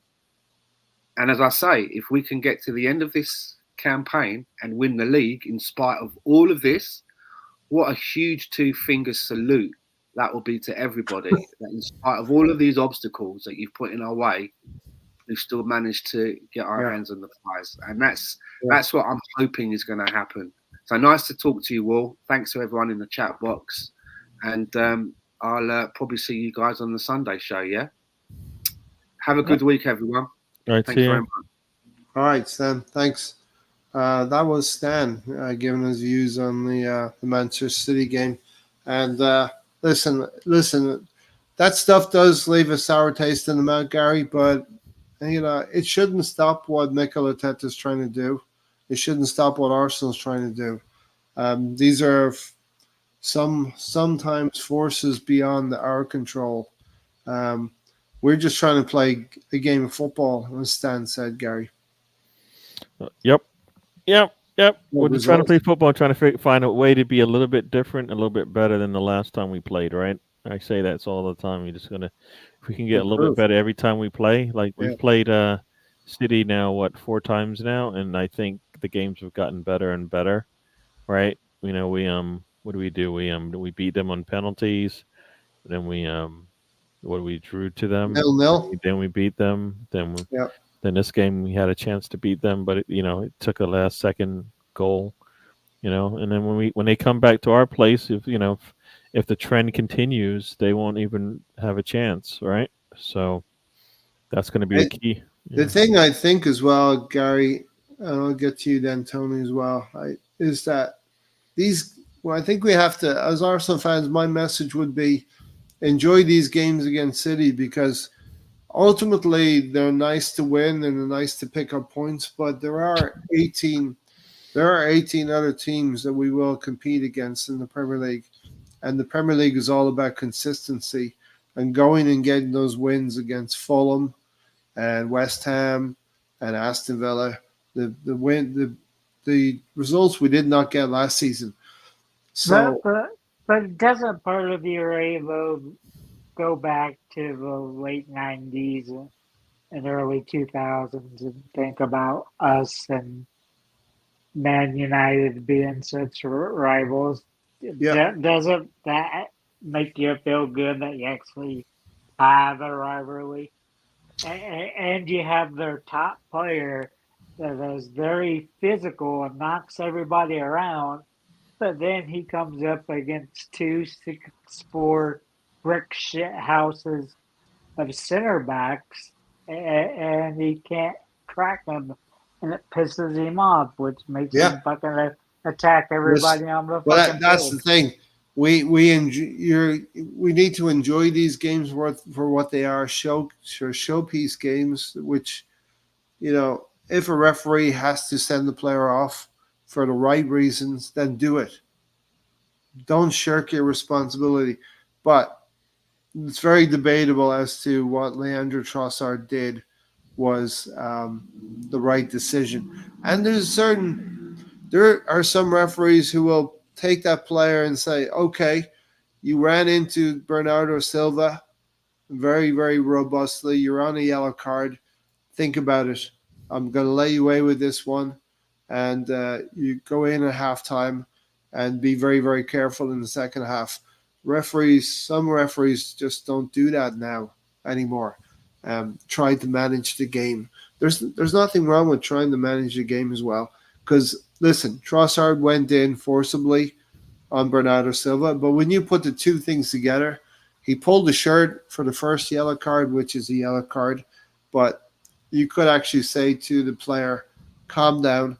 I understand this is a very, very important game for both teams here. And let's keep it, let's go in at halftime and regroup. 11 versus 11. But the referee didn't seem to do that or want to do that. But yeah, go ahead, Tony. These are showpiece games, though. And, there's a lot of people that were watching the game, and a lot of non-City or non-Arsenal fans were watching as well. And, the spectacle, even though some people like to see good defending, and as an Arsenal fan, I love to see that because we saw soft Arsenal for 10 years. Michael said, I'm looking forward to having Mourinho available, and he's going to be back soon as well. Battery is about to go. Stefan, thanks for being here. Tony, go ahead. A lot of this to me started with Ben White because you never seen all these illegal throw-ins, but we would have like 5 in the game, which is unheard of. We've never Yeah. had 5 in a game. Stop that. They, I mean, I know you're exaggerating a little bit, but 5? Come on. You said Once. 2, I might say, all right. Once. one or two in a game. Hector Bellerin was the worst for bad throw-ins. What does that have to do, though, Tony, with the way that the refereeing is being occurring? That's actually it's actually a legitimate call, right? And like everybody, like even you would be screaming at him, like, how can you make the wrong throw? Like you'd be saying that, and now we're saying it for even the most mundane things, though. I mean, a delay of game, everybody does it, but now it's a problem. You know what I mean? So yeah, a little bit different. Like when you have a foul throw, it's pretty blatant. Like you can't like that one's pretty clear as day, more than a delay of game. You know? Yeah. What do we think of Timber's start to the season, Ray? And I'll open that obviously to Gary and Tony. I know Gary and I feel the same. We saw Timber's debut, I think. Maybe it was the debut. Or we saw him in New York or New Jersey. Not sure. And he was good. He was good. And Stan was the one who was being cautious and saying there was not there wasn't a body of work. But now, Gary, we've seen Timber with a body of work, and I like what he does on the field. Yeah, like I said, this is one of those. I saw it the first time. I didn't need to see. I didn't unless he didn't return back to like some close to where he was. Nothing has surprised me. He hasn't done anything different than what we saw in that preseason and in that first game. All right. So for me, I'm not really surprised because I thought it was already there. We saw more than enough. Like I said, saw the same thing with Tierney. I was like, all right, we're looking for a left back, and look, boom, we got the left back, right? So, we've improved on what that means now, but Timber is an improvement on what we had before. So, I'm gonna say, you know what? He's exactly good. Yeah. It's exactly what it says in the can. Timber, he's strong. at the back. There you go. I'd use that analogy. Tony? So my thinking more about his play is he going to replace Ben White? Ben White going to the bench, and is he going to be the right back? No, first off, let's talk about what he's actually doing now. Yeah, talk about the player first and know what's going to happen with him. Yeah, but not the manager. No, but that's like an unknown. Right now, the way he's playing, tell me about the way he's playing right now on the left side. Yeah, but he would tell me about what he's doing right now. He's played on both sides, Gary. No, he just did that one time. All right? Tell me about where he's playing most of Don't take the bait, Gary. When Ben White's healthy, he plays on the left. Okay? Maybe. Tony, maybe you're a not. trip. Tony, you are a trip. You don't think so, Ray? You guys have mentioned it. Even Gary said that he's naturally a right back. So now Gary says Tony. No, you don't want to answer the question, so you're just gonna go. You're not even a waffle. It's a Tony. You just did a Tony. You don't want to answer the question. You still have to. We know the answer. You still have to look at a full season of him and see what he does. Sure. You can't go by just a handful. What we've seen is a half dozen of games from Timber, and he's shown a level of consistency over half a dozen games. That includes a half of football last season and a full game against Manchester City in the Community Shield. As Gary said, we saw it and we believed it. And nothing he has done since will convince us of anything else. Mikel Arteta will decide what happens with the future deployment of Ben White and Timber. Right now, Tony, there's enough games for all players to go around.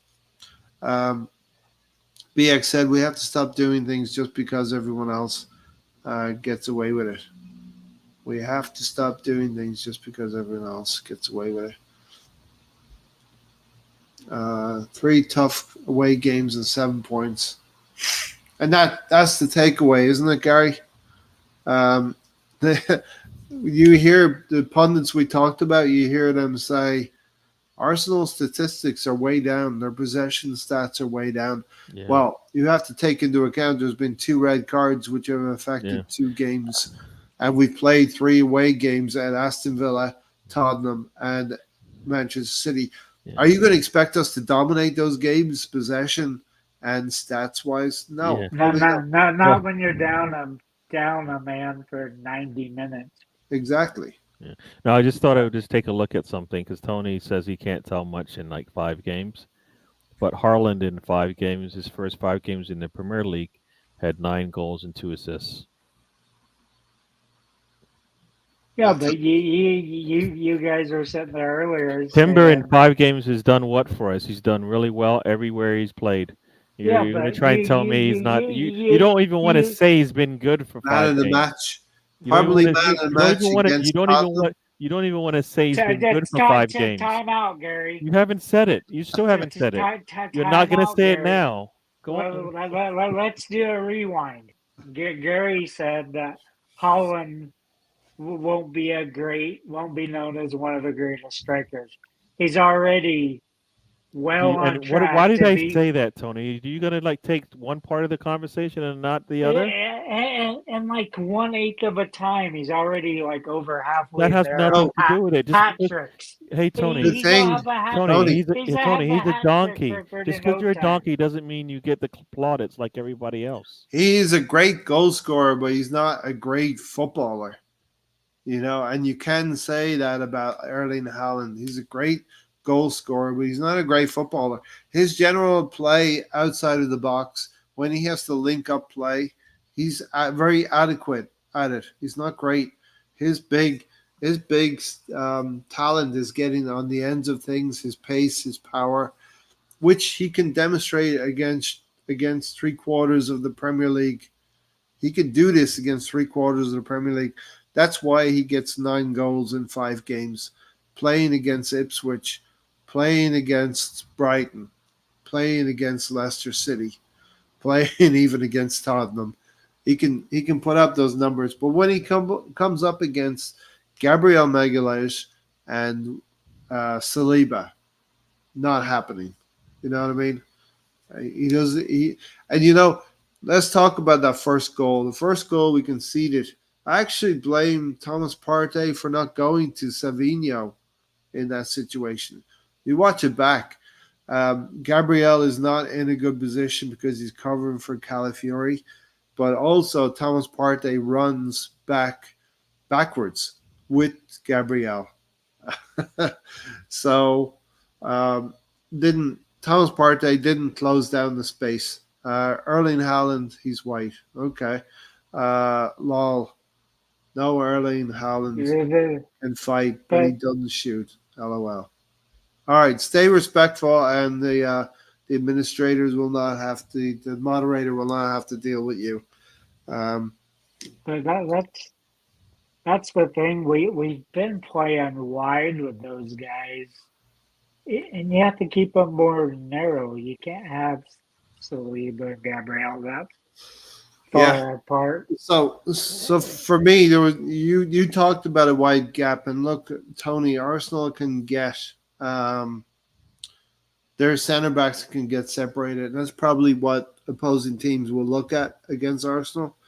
Try to pull Gabriel out of position, try to pull Saliba out of position, have a wide area in the middle of the field for a player to run through on, with a kind of an angled run like that where Savinho finds Erling Haaland in a perfect position through the field, through the pitch.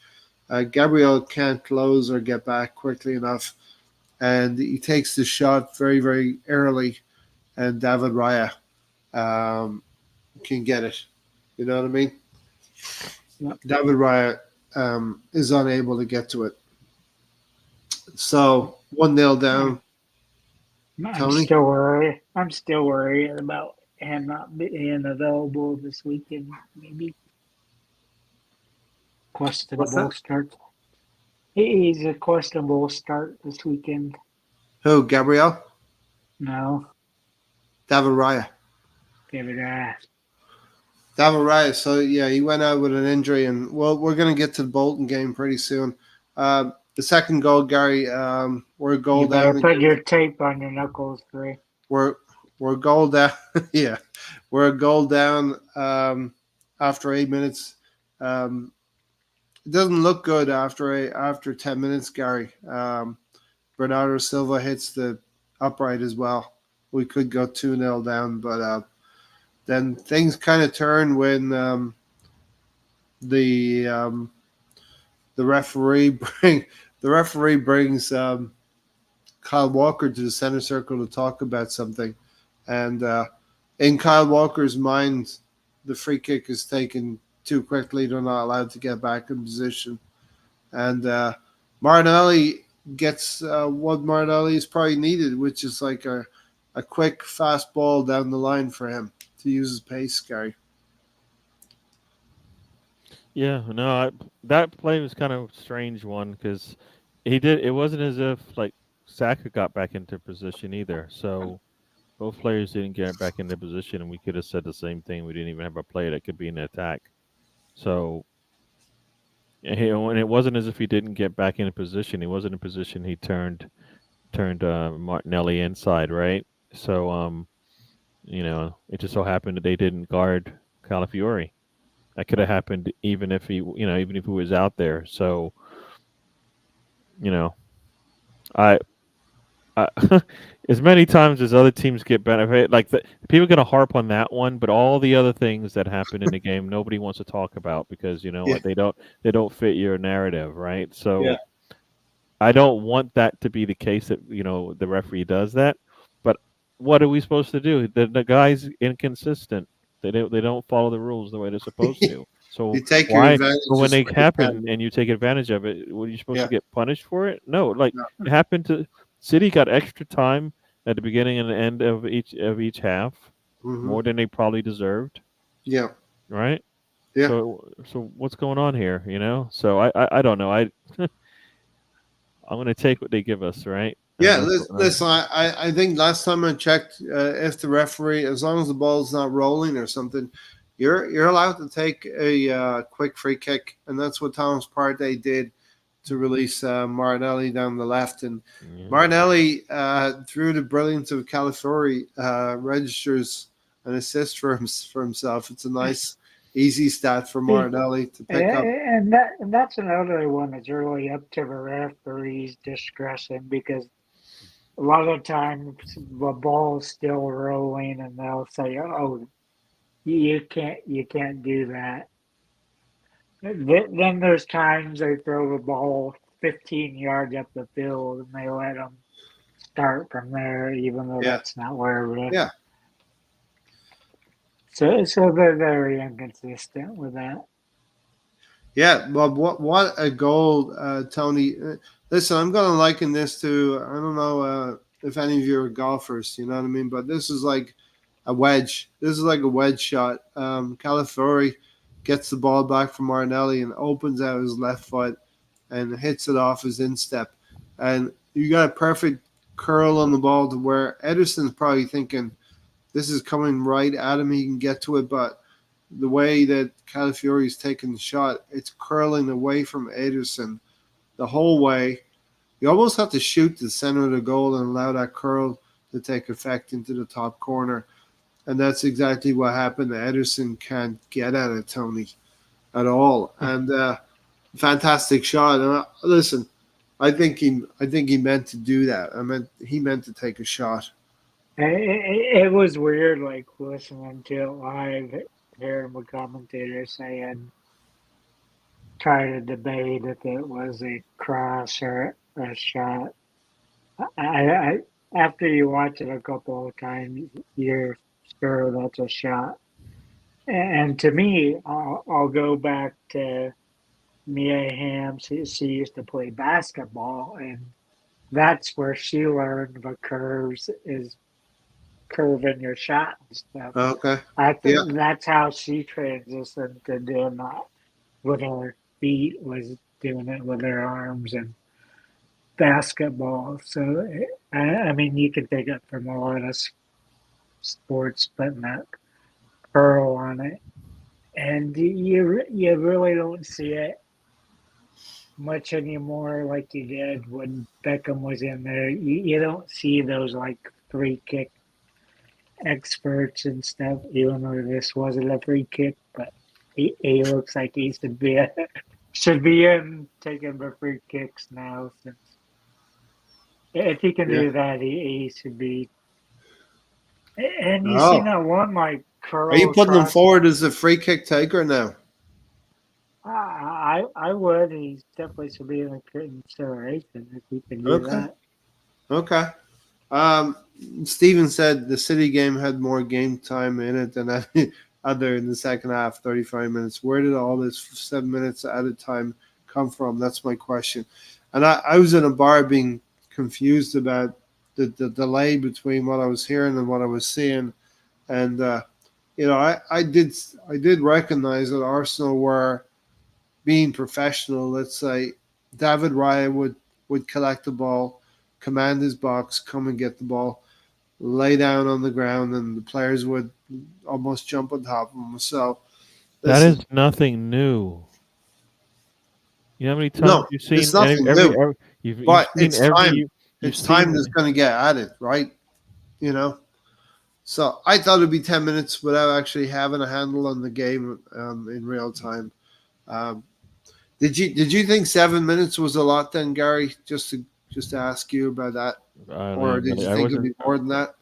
I wasn't thinking it'd be more than that. Because basically, if truth be told, City wasn't delaying game, right? So if they weren't delaying the game, no, and it was just us, then it's 7 is still too much, right?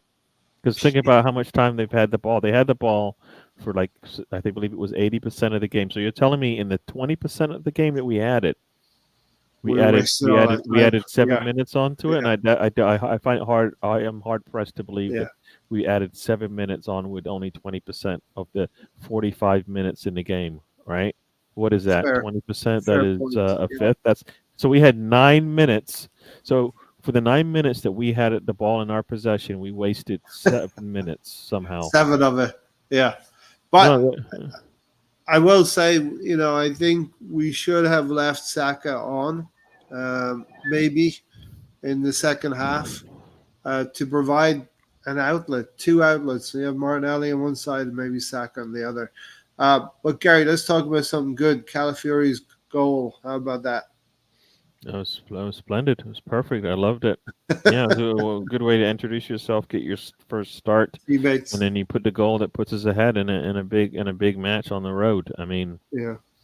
That's why they spent the money on him, right? They believe in him for the future, right? Right? So he's going to be the future something or other on our team, whatever, who knows what that means, right? They spent what 40, 50 on him. I mean, Yeah. he can be the player who will be Gabriel Magalhaes' understudy. It's Or 50, he could be 50 mil for him. he could be a left back. Doesn't sound like a Yeah. player that you go, all right, he's going to sit on the bench. No. Or he could be a left back. You know what I mean? One day Tony will get that 3 at the back. You know that it will happen, right? Calafiori could be one of those 3 at the back. As long as we don't get it in our knockout game in the Champions League like last year when we went to 3 and played Tomiyasu. Alonso, where are you now, Alonso? Where are you, Alonso? Get in here. Alonso has Paramount Plus because I use his account. So I know he has access to that game, and he can see that we didn't have a left back there, that Tomiyasu was I feel like Alonso will be here very soon then to defend himself. They had the ball 88% according to SofaScore. Yeah. We had the ball for 12%, so that's just under. So they're saying that for the 6 minutes that we had, and in the second half, we had, if I'm going to roll up, that we wasted 7 minutes. Like crazy. Like that's not that can't that means every time we had the ball, we doubled the amount of time we spent. So if we spent 10 seconds on the ball, that means we spent 30 seconds before we got the ball back into play. Yeah, it's crazy. This isn't anything new though, because last season we had a lot of these games going 9 to 11 extra minutes. So the referees are just clocking more stuff as stoppage. Yeah. This one deserves a comment from Moss here. Walker, funny, trying to hit tap Gabriel and cover him, but Kyle got owned on that header. LOL. Gabriel, the best there is out there. Injury time. Tony, Gabriel on that goal then, we got 2-1 up against the odds. We showed that play a few minutes ago before the actual goal. We showed them what we were trying to do. Yeah, and what I like about all these things is what we didn't talk about earlier on the free kick stuff, is how Gabriel will look at the formation, then he'll go talk to a player and say, "Oh, I see this. I'm going to do this if this happens." Wow. And that's a lot why he's open. I don't know if that's coached into him or he's just learned. Quarterback on the field spacing. Almost. Yeah. Yeah. So he's like calling out the plays basically. He's like, if this happens, I'm going to do this. If this happens, I'm going to do this. So his teammates know where he's going to be when they take those corner kicks or free kicks. So that's 2 weeks in a row that he was fucking hitting the shit out of a ball. Yes, indeed. I mean, there's no keeper to stop that.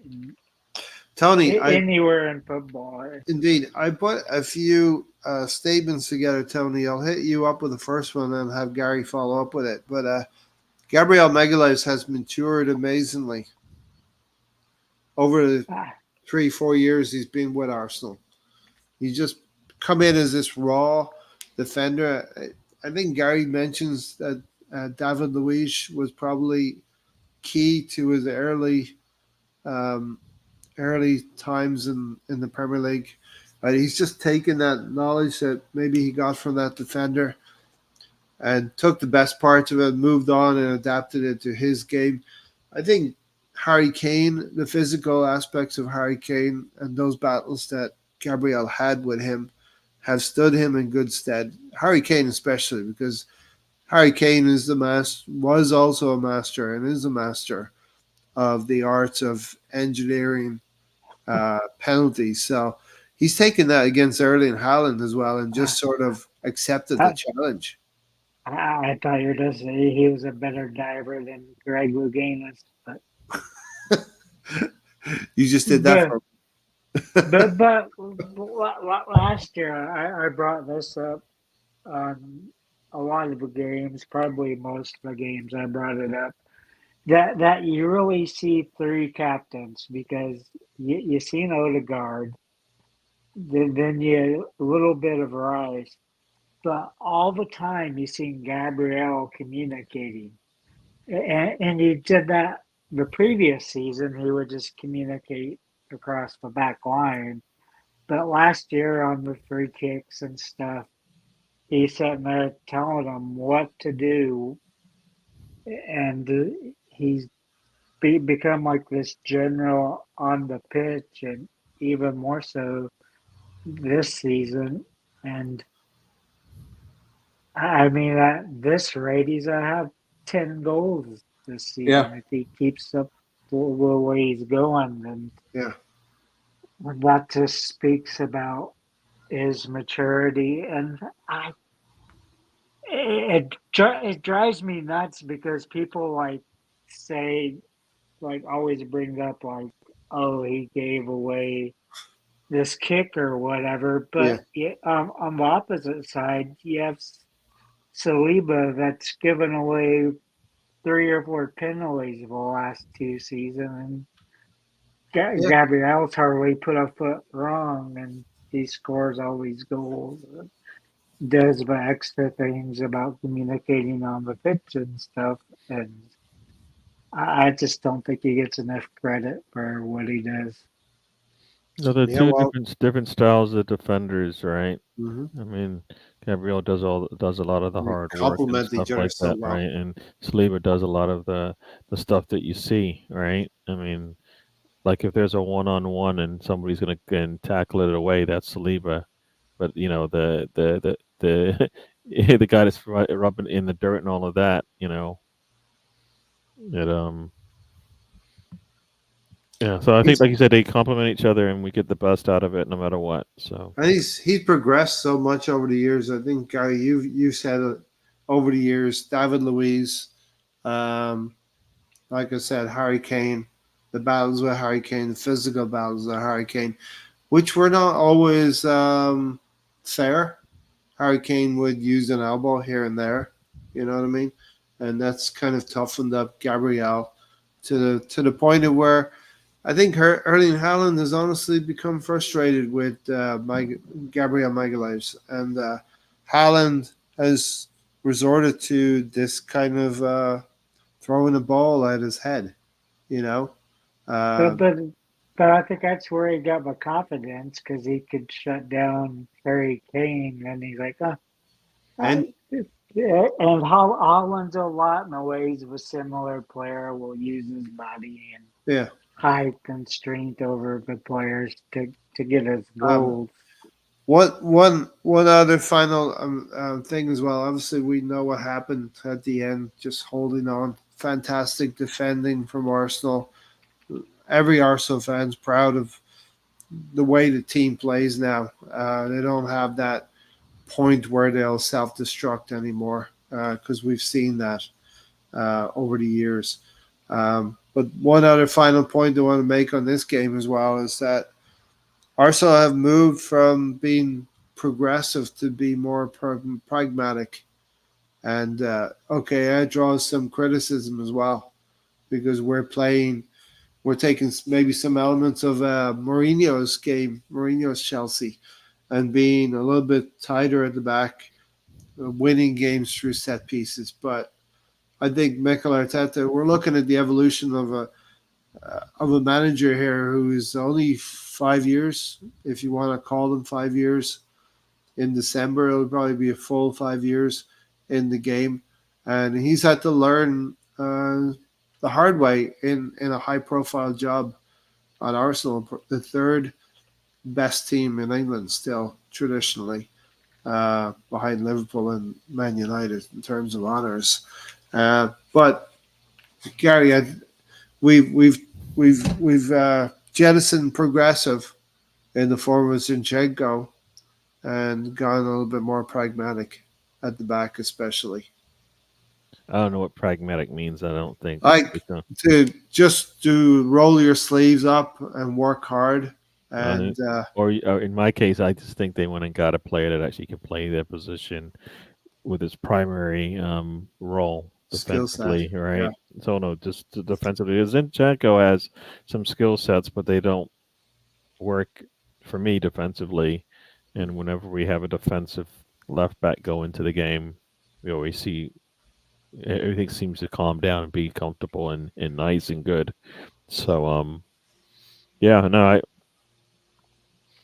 we've got what 5 or 6, I guess 6 left backs right now if you count them all up, right? And Zinchenko's towards the bottom of that. So we've got 5 or 6 keepers as well, but that's another story. So we collect left backs and keepers, Gary. Yeah. I just want to know where Tierney's at because you just don't see him at all. He's not healthy. 5th or 6th. I don't think he's healthy. So yeah, he's not healthy, right? He's not going to get anything else to add to the Man City game, Gary. I mean, I know you said it was a very, very stressful game, and I think we all felt it, right? Oh, yeah. No, I mean, the first 20, 30 minutes were like, were you going to try to get into this game? The last 20 minutes of the half, really good. The extra minute and a half, really poor. And then you had like almost 60 minutes of like stress, right? How are you going to be able to hold on? And as soon as you saw the last, like the one thing that they did differently on that last kick is they went short. And that threw us off, and then we lost our positioning because all game, all second half, we never gave up space, and you can see it. Like for me, I think it was Saliba left Stones alone, kind of went inside when that shot was taken, gave up that positioning to Stones, and when this ball was saved, it went straight to Stones, and he scores. So you're like. And with all that, Ryan nearly gets to it. With all of that being said, as well. Yeah. So if Saliba never even moved, he would have been right there next to Stones, and I don't think Stones gets. I thought it was Kivior. I thought it was Kivior at first that was there, but it was Saliba, and he just lost the player for a split second. He let the player get ahead of him. Oh, because the shot comes behind him, right? The shot comes behind him, then gets deflected away from him, so he's even further away from where the ball is. And if he would have noticed, I don't know, maybe he didn't see him, but he's got to notice somebody to his left, or if that shot doesn't even, if the shot gets pushed straight down the line, it probably doesn't go in. But and that's one thing that the commentators talked about earlier on because they kept saying how they had the extra player. Why aren't they taking the short kick? And it's something that for some reason, we never went to cover, even though you could see they had two people there for a short kick instead of just one person. And being down a man and them having the extra man there on the short should have made it where you're very aware or you're man marking those two players, but instead we just have one lapse and then the other team levels and that's the end of the story. And here's the thing, this game, we love this game, and it deserves to be officiated correctly and impartially. and with consistency, and we're not getting that. Steven said, "I had to stop watching the game after Oliver's shite show call. If it had continued to watch, my TV would have been a pile of broken glass and plastic." Uh, and I can't disagree with that. They make it very frustrating sometimes. Had Ryan not fallen down, he'd have saved I Stones. think that's like a little harsh. Well, the thing is, They've if been the ball had defending. gotten through, They've been defending for 55 minutes at that point. He's made so many stops. He's gone down and got up, and all of a yeah. sudden on the last one, we're gonna blame him. No, Well, he what doesn't. You know happens what, the is reason why he doesn't even get to that shot because it looked like he didn't. He probably didn't even see it and was able to get his hand out just to stick it. So he had to respect the first shot, Gary, and the first shot was blocked no, by so that's Kiwior. why he has to go down. He doesn't get Yeah. up in time. Like if he doesn't Yeah. fall down, if he doesn't save it, the game's over. So that's basically what you're saying. So don't save it because then you can guard Stones. You got to make the Yeah. first save before you Yeah. can make the second one. You know, for Yeah, Is me. that- Stones is never part of the. He's not part of this if the ball gets through to David Raya and he collects it in his arms and it's over at that point. Is that when he got injured, or did he get injured a little? He got before? injured earlier than that, I believe. I mean, Yeah. it's a lot. Because remember, I think he went down too. I think at some point. Neto will probably be in the net. He'll be in the Neto on Saturday. Pedro will be in the Neto on Saturday. The reason why I was so mad was that just before kickoff, I predicted on Ryan's watch along that Oliver would screw us with a BS red card. Wow. And that's probably not. It's probably a high percentage call that the referee is going to do that these days. Yeah. Anyway, that was Man City. Listen, we went to what was probably the most difficult venue in the game in our season, unless we meet them in the Champions League, which hopefully that could happen. You know what I mean? And we did not look out of place. The referee did what he could to try to help them. Maybe when we went 2-1 up, he was very quick to level the playing field as he saw it. Because if I'm the referee and I'm biased towards Man City, I'm thinking Man City are not going to get anything out of this game unless I intervene in some way, shape, or form. Ryan actually got a good piece of the second shot. Definitely, Stephen. He almost got to the rebound as well. What did you think of the 16-year-old keeper? We're going to get to that now in a second here. The agenda against Arsenal from the league is horrendous, and we're starting to see it now. I used to think it was incompetence, but now there's a huge body of evidence that tells me it's more than incompetence. It's a sustained agenda against Arsenal. All right. So You're delaying the part you wanted to get to, Tony. You know that, right? But you started the show basically on those type of comments, and I went into how when I started watching on Twitter what they were saying about Arsenal's fans, that a lot of it was true. Then that sparked Dan to go on like his 5 to 6 minute sermon to start the show. That was enjoyable. But now it's time for you to tape up your knuckles and.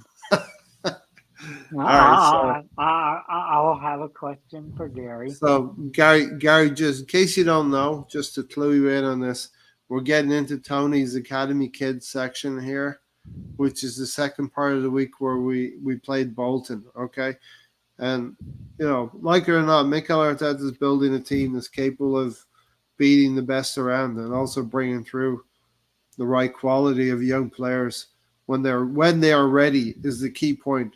When they're ready, when they have the maturity and the skills, and it's correct for their development to come through, Tony. That's the important thing. So we've seen it. Gary, we're going to let Gary go at this first. We've seen it on Wednesday, Gary, that if you develop young players and bring them through into the team, they can show you things at the right age the right character and the right skill set in their development, Gary. Can I just ask Gary what the question of what Why you in the said? world can I answer? Just Ray, why do you, like Ray asked me to talk? I was bringing Gary in because before you. you want to see the knuckles up, Gary. No, we can get into that after Gary says his piece. Okay. Go ahead, Gary. He just threw me off. I don't know. Just go ahead, Tony. Was this a grand plan for 5 years? Arteta's been planning to let all these good academy kids leave without ever giving them a chance. Then you have somebody like Charlie Patino, which several Arsenal legends said he was the best player ever, most talented player they've ever seen walk into Hell End, and he never got more than 90 minutes of time. But Ray told me that this was part of the grand plan to be short on players and to have these young kids 5 years in Come to through. rely on Yeah. to rely on these young kids. So Well- let me before you get into it, Gary, let me just put some context to it, right? So Mikel Arteta comes How can in you put context to my answer? to what Tony's saying. Already heard the nonsense he spoke. It was a nonsense. It's what fucking Ray said.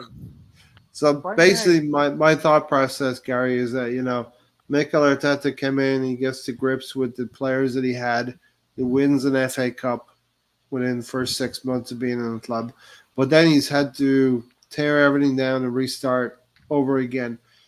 Now he's developed a team possibly capable to win the Premier League, and we've had to bring through other players and pad out our squad. Some of those could be Nwaneri or Miles Lewis-Skelly, for instance. I think I missed all of that.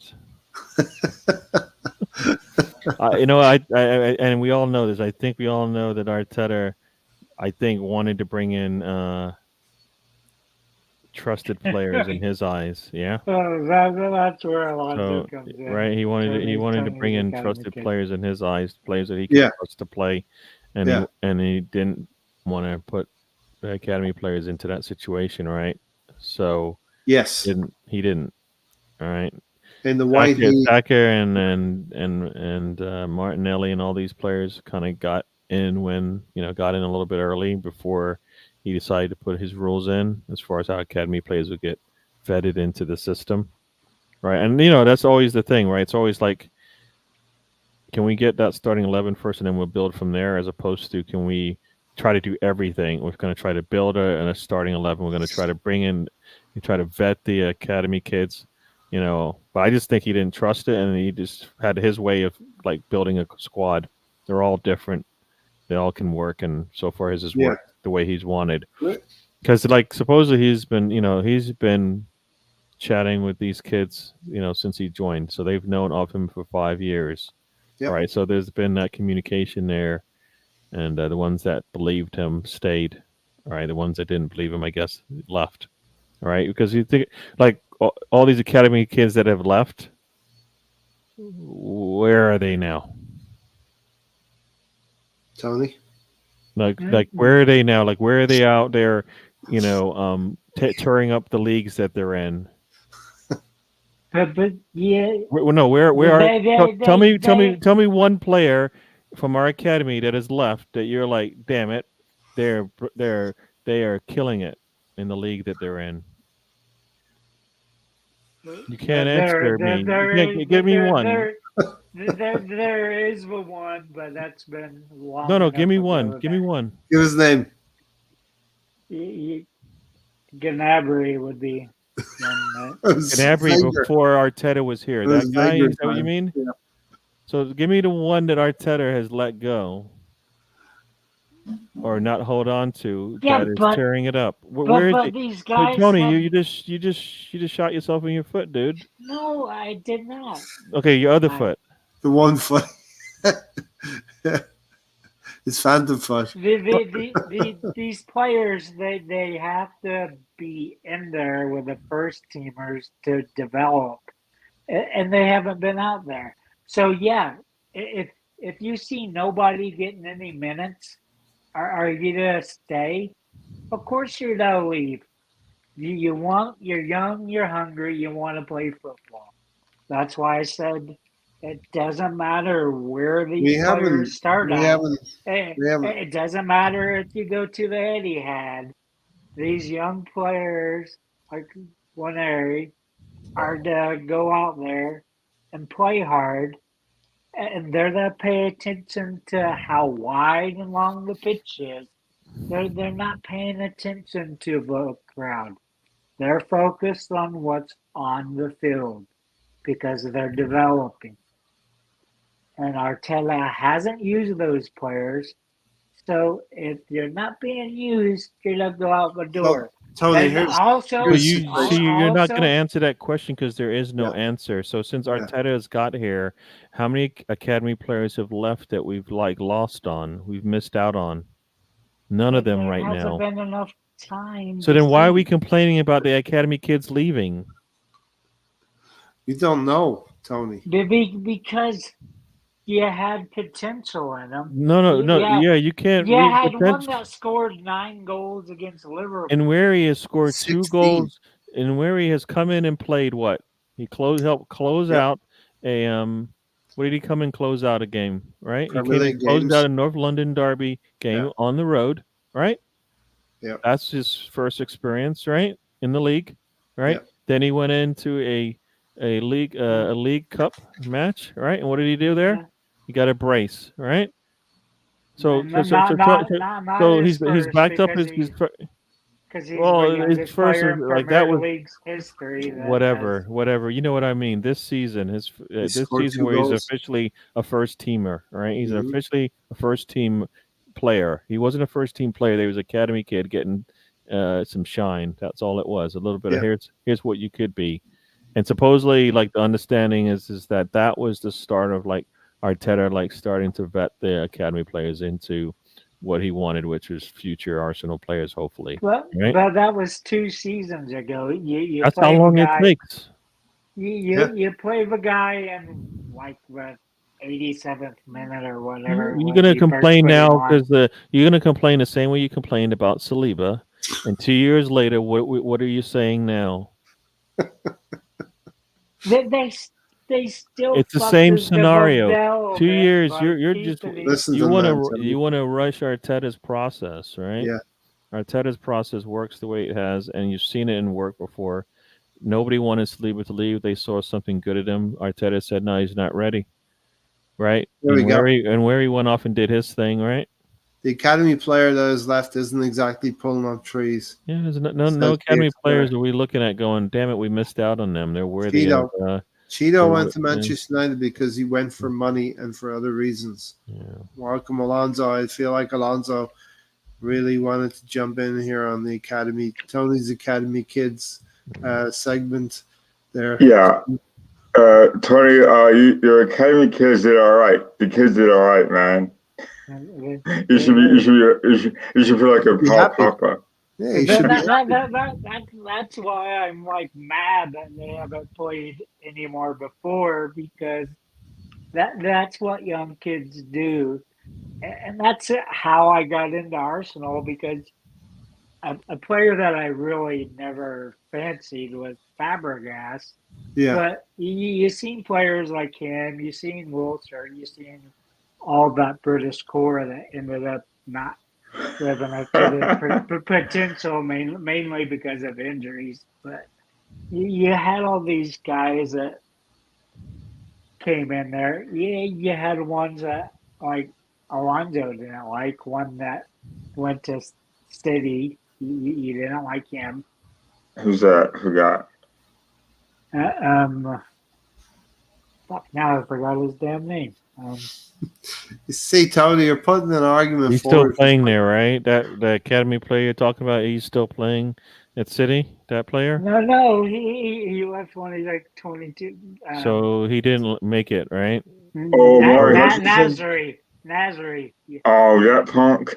Man, that fool didn't even play. He wasn't even that good for. What do you mean? That's an academy kid. Nasri was not an academy player.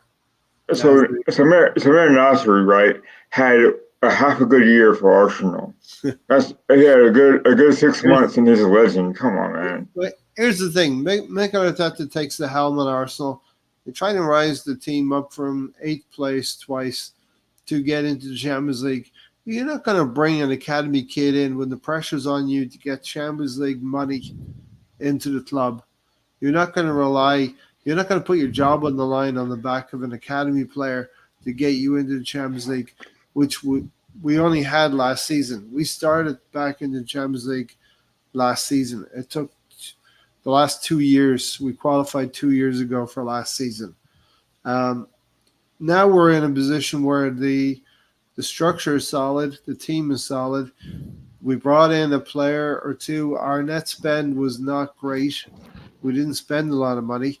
And as Stan said, when a midfield player has gone out, there's been an academy player coming in the likes of Ethan Waneri. And he showed his quality last night to the effect of, you mentioned Fabregas, right?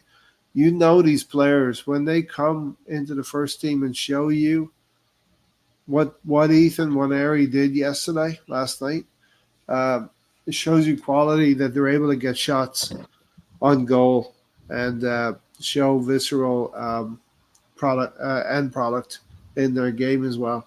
So, we can feel good about Ethan Waneri. The important thing now is the age that he's at is to maintain the correct amount of minutes, give the correct amount of minutes for him in the first team without halting his progress.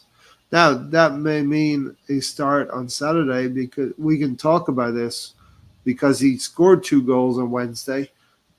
Should you put him in against Leicester City? I see no reason why not, to play him in midfield against Leicester City, especially a team it's going to be like a relegation candidate.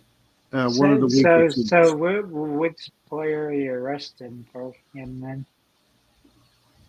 Jorginho? Trossard. Yeah. No, you're not resting Jorginho for. So I would play Partey, Rice, and Waneri in midfield. Right? Because Partey didn't play. Partey didn't play last night. No, it was Jorginho came in. And I didn't see the goal that Jorginho conceded, but he's apparently the last man back, which should never happen with Jorginho, with the goal we conceded.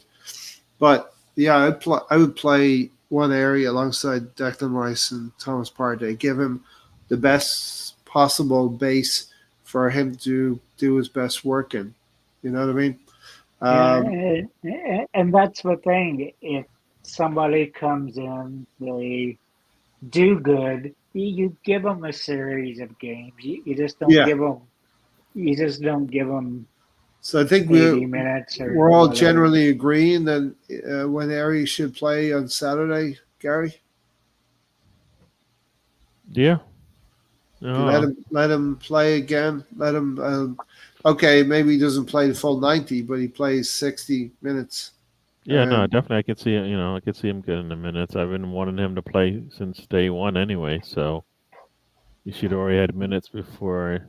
It shouldn't have been forced because Erdegaard got injured. That's the thing. Yeah, he needed to have some minutes before that. So now now he's forced into it, and yeah, you need to see if you got what you need, because we're missing somebody like that in the middle of the pitch who can make some, who can actually be creative in there in the middle, and he's been able to show that. We've seen him on the half turn in that game. I know it's going to be Leicester City's not the same. It's not Bolton, right? But no, if he's got Or Rice City, and no. Partey around him, he'll have a lot more support. Yeah, And he's going to have Saka out there, maybe Martinelli and Havertz around him, so he'll be somewhat good there. So yeah. And here's the thing that leads into what Moss is saying, what Gary's saying. Last week, Welbeck scored, Reece scored, Emil Smith-Rowe scored. Iwobi assists. Balogun scored. Eddie played well. Gunners everywhere. The thing about this, Gary, is that, Ethan Nwaneri would not be getting a chance this season if Emil Smith-Rowe was not moved on, or if Reese was not moved on. Get it out. Somebody's eating noodles. Nwaneri's first goal for Arsenal senior, but Nwaneri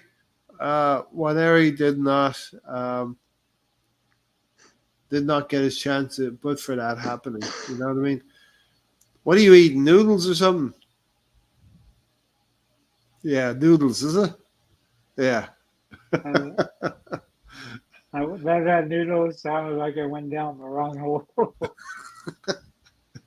Yeah, exactly. What else, Tony? Raheem Sterling came on and scored. Raheem Sterling came on and had an effect on the game. Raheem Sterling, didn't he start? Yeah. Okay, Raheem Sterling had an effect on the game because he started. I'm like, what? And he had an assist and a goal as well, right, Gary? Yes, because when you start, you get opportunities, and he looked. You know what? One thing that he Yes, the did. guy who didn't see the game live. I guess so. I guess so. No, like Raheem Sterling. He got the goal and assist, but he did lose the ball and tried to do some weird tricks and stuff when we don't so he's trying to do some of the things that like when we watch him, you're like, oh, he's so wasteful. Okay. Right. But we have the ball so much in games that he can make up for it. But if he plays it a little bit safer, he'll give us more opportunities there. The assist that he puts in was basically he had no choice. But like some of the times when we're like right in the when he's right in the 18 and you're like there's a little bit more composure in there, he might will be able to keep the ball in there. Especially like it was a nice little try to backheel it, and it was like so poor it just went like 2 feet or something like that. It didn't make it anywhere. But yeah, so hopefully he tidies that up because we don't need all that flash because we put ourselves in great positions. That was a great center for Nwaneri's first goal, though, wasn't it? Yeah, it was a nice cross in there. Yeah, and like Jesus was just a fraction slow to that. Nwaneri was there, so either one of them could have got there and got the easy assist. Yeah. 2 weeks totally off and another week or so to test and get up to speed. Yeah, so I think what Gary's saying is that Sterling needs some work in terms of the defensive side of his game. It's not what I said. You said he was losing the ball. He was doing fancy tricks. No, losing the ball in the 18 on the attack. Not when he's. I can't tell you much about his defense qualities in that particular game. Ray's distracted because of the noodles. I guess so, because I'm like, what? I didn't say that. It's yet again. We're trying to put words in Gary's mouth. Yeah, yet again, Tony. What you're saying is no. I said it. There's nothing. No, I just said it. Sterling looked pretty good. Okay, so he was trying things in the box. Yeah. For me, when Harry doesn't start yet, he needs more end of match games. Playing Bolton is one thing, but the Premier League is a different animal altogether. But the thing is Arteta's not going to put him on with 30 minutes left. He's going to put him on with 7 minutes left, which what I would say, have the time to prove himself.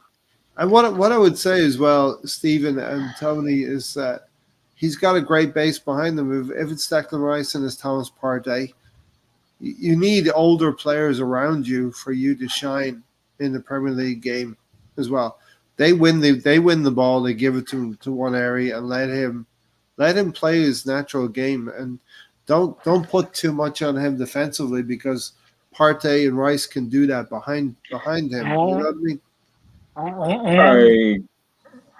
Lonzo? Go ahead. Yeah, I kind of liked how Arteta used Nwaneri against Spurs and also against City. I I think Namori needs to play against the bigger teams. But like Steven had said, I think he's right in the sense that Bolton was different from playing Spurs and City. So I kind of get that point. And with Namori, I think you got to be careful because this is his first year being on the first team.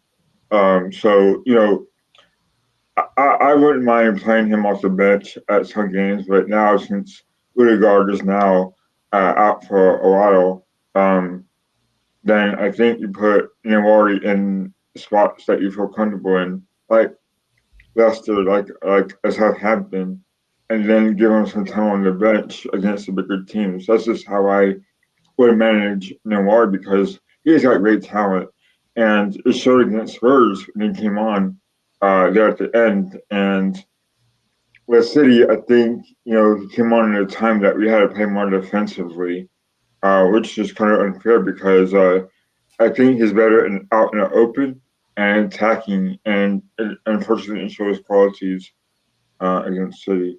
But yeah, I like how Arteta's brought him on along on last night. I think it was important to have him start a whole game, or at least start most of the game against Bolton, and it showed that I think he works hard in the training room, training grounds, and in the training pitch, and it showed that hard work does pay off. Yeah, 100%. And I think we're seeing in the lineup. Okay, we have a goalkeeper, Jack Porter, 16-year-old. There's three things you left out, Larry. You're talking about Partey and Rice being there, but you forgot about not having Gabriel, not having Saliba, and not having your main goalkeeper. Fullbacks. So Or the no, fullback. your goalkeeper. I don't care about the fullbacks because they're attacking. The fullbacks are going forward. You're a mad scientist, Tony. You're a mad scientist. They're going forward. That's the way Arteta uses it. All right. So what's the point you're making? We had a completely new back five.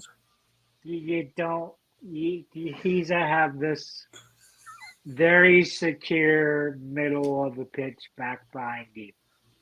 You have Gabriel Saliba and maybe the keeper, depending. Yeah, I mean, if we're talking about one area in the first team, that means he's got a back five behind them, and he's got Declan Rice, Thomas Partey. He's even got Bukayo Saka, Havertz, and arguably Martinelli or Trossard. Do you know what I mean?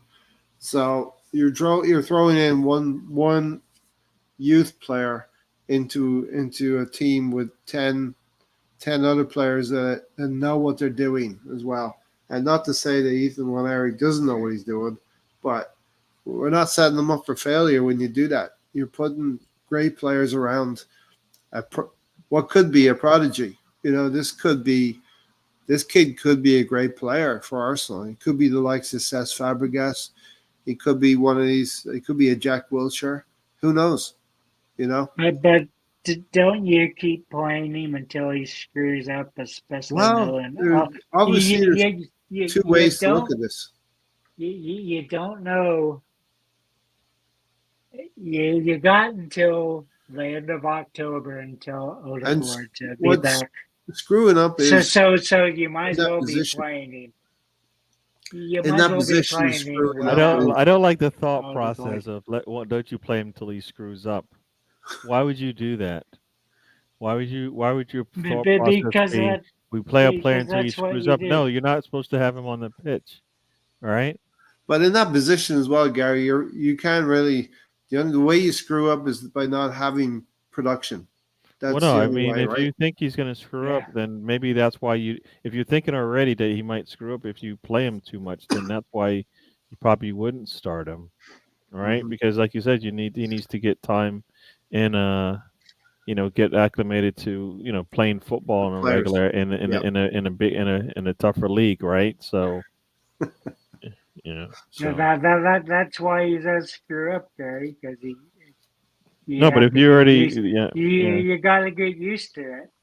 I'm Yeah. saying that there's no reason not to start him playing Yeah. because you're not gonna have Odegaard until after the Odegaard. October break.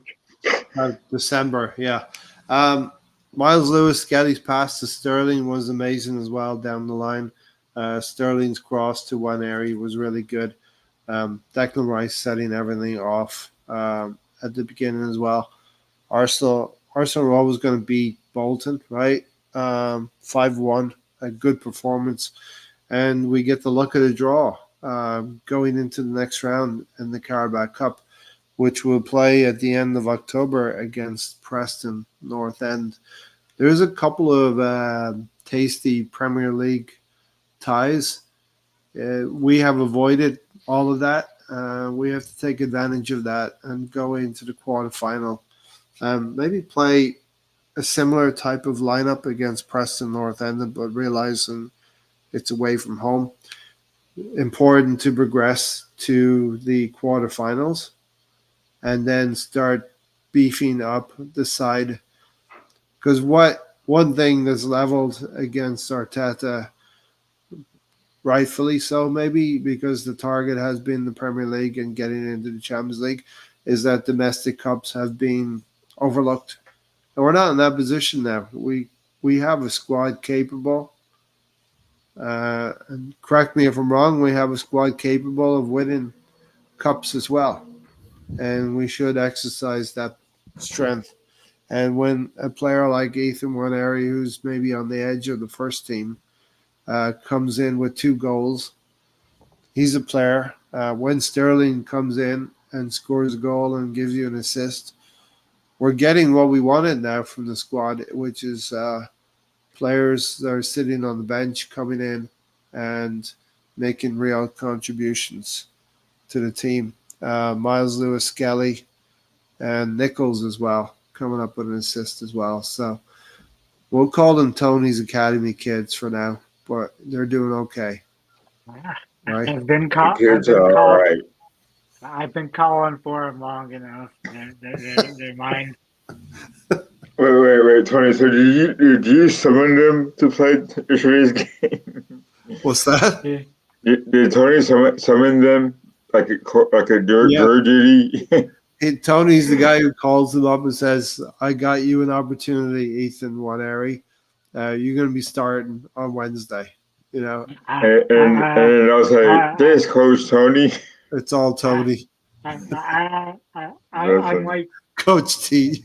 I'm like I don't know if they do it now on FIFA, but they used to have it where you could like talk to the young players and stuff. So It's Preston North End away from home, and the only other invincible team in the league as well. The next 2 games are important for one area to shine. I like the Preston draw. Gary got a great opportunity to get into the quarterfinals of the Carabao Cup by beating Preston North End. yeah, yeah. Well, that's like you said. That's end of the month, right? Yep, end of October. Yeah. So yeah, we'll worry about that. We're taking this one game at a time, folks.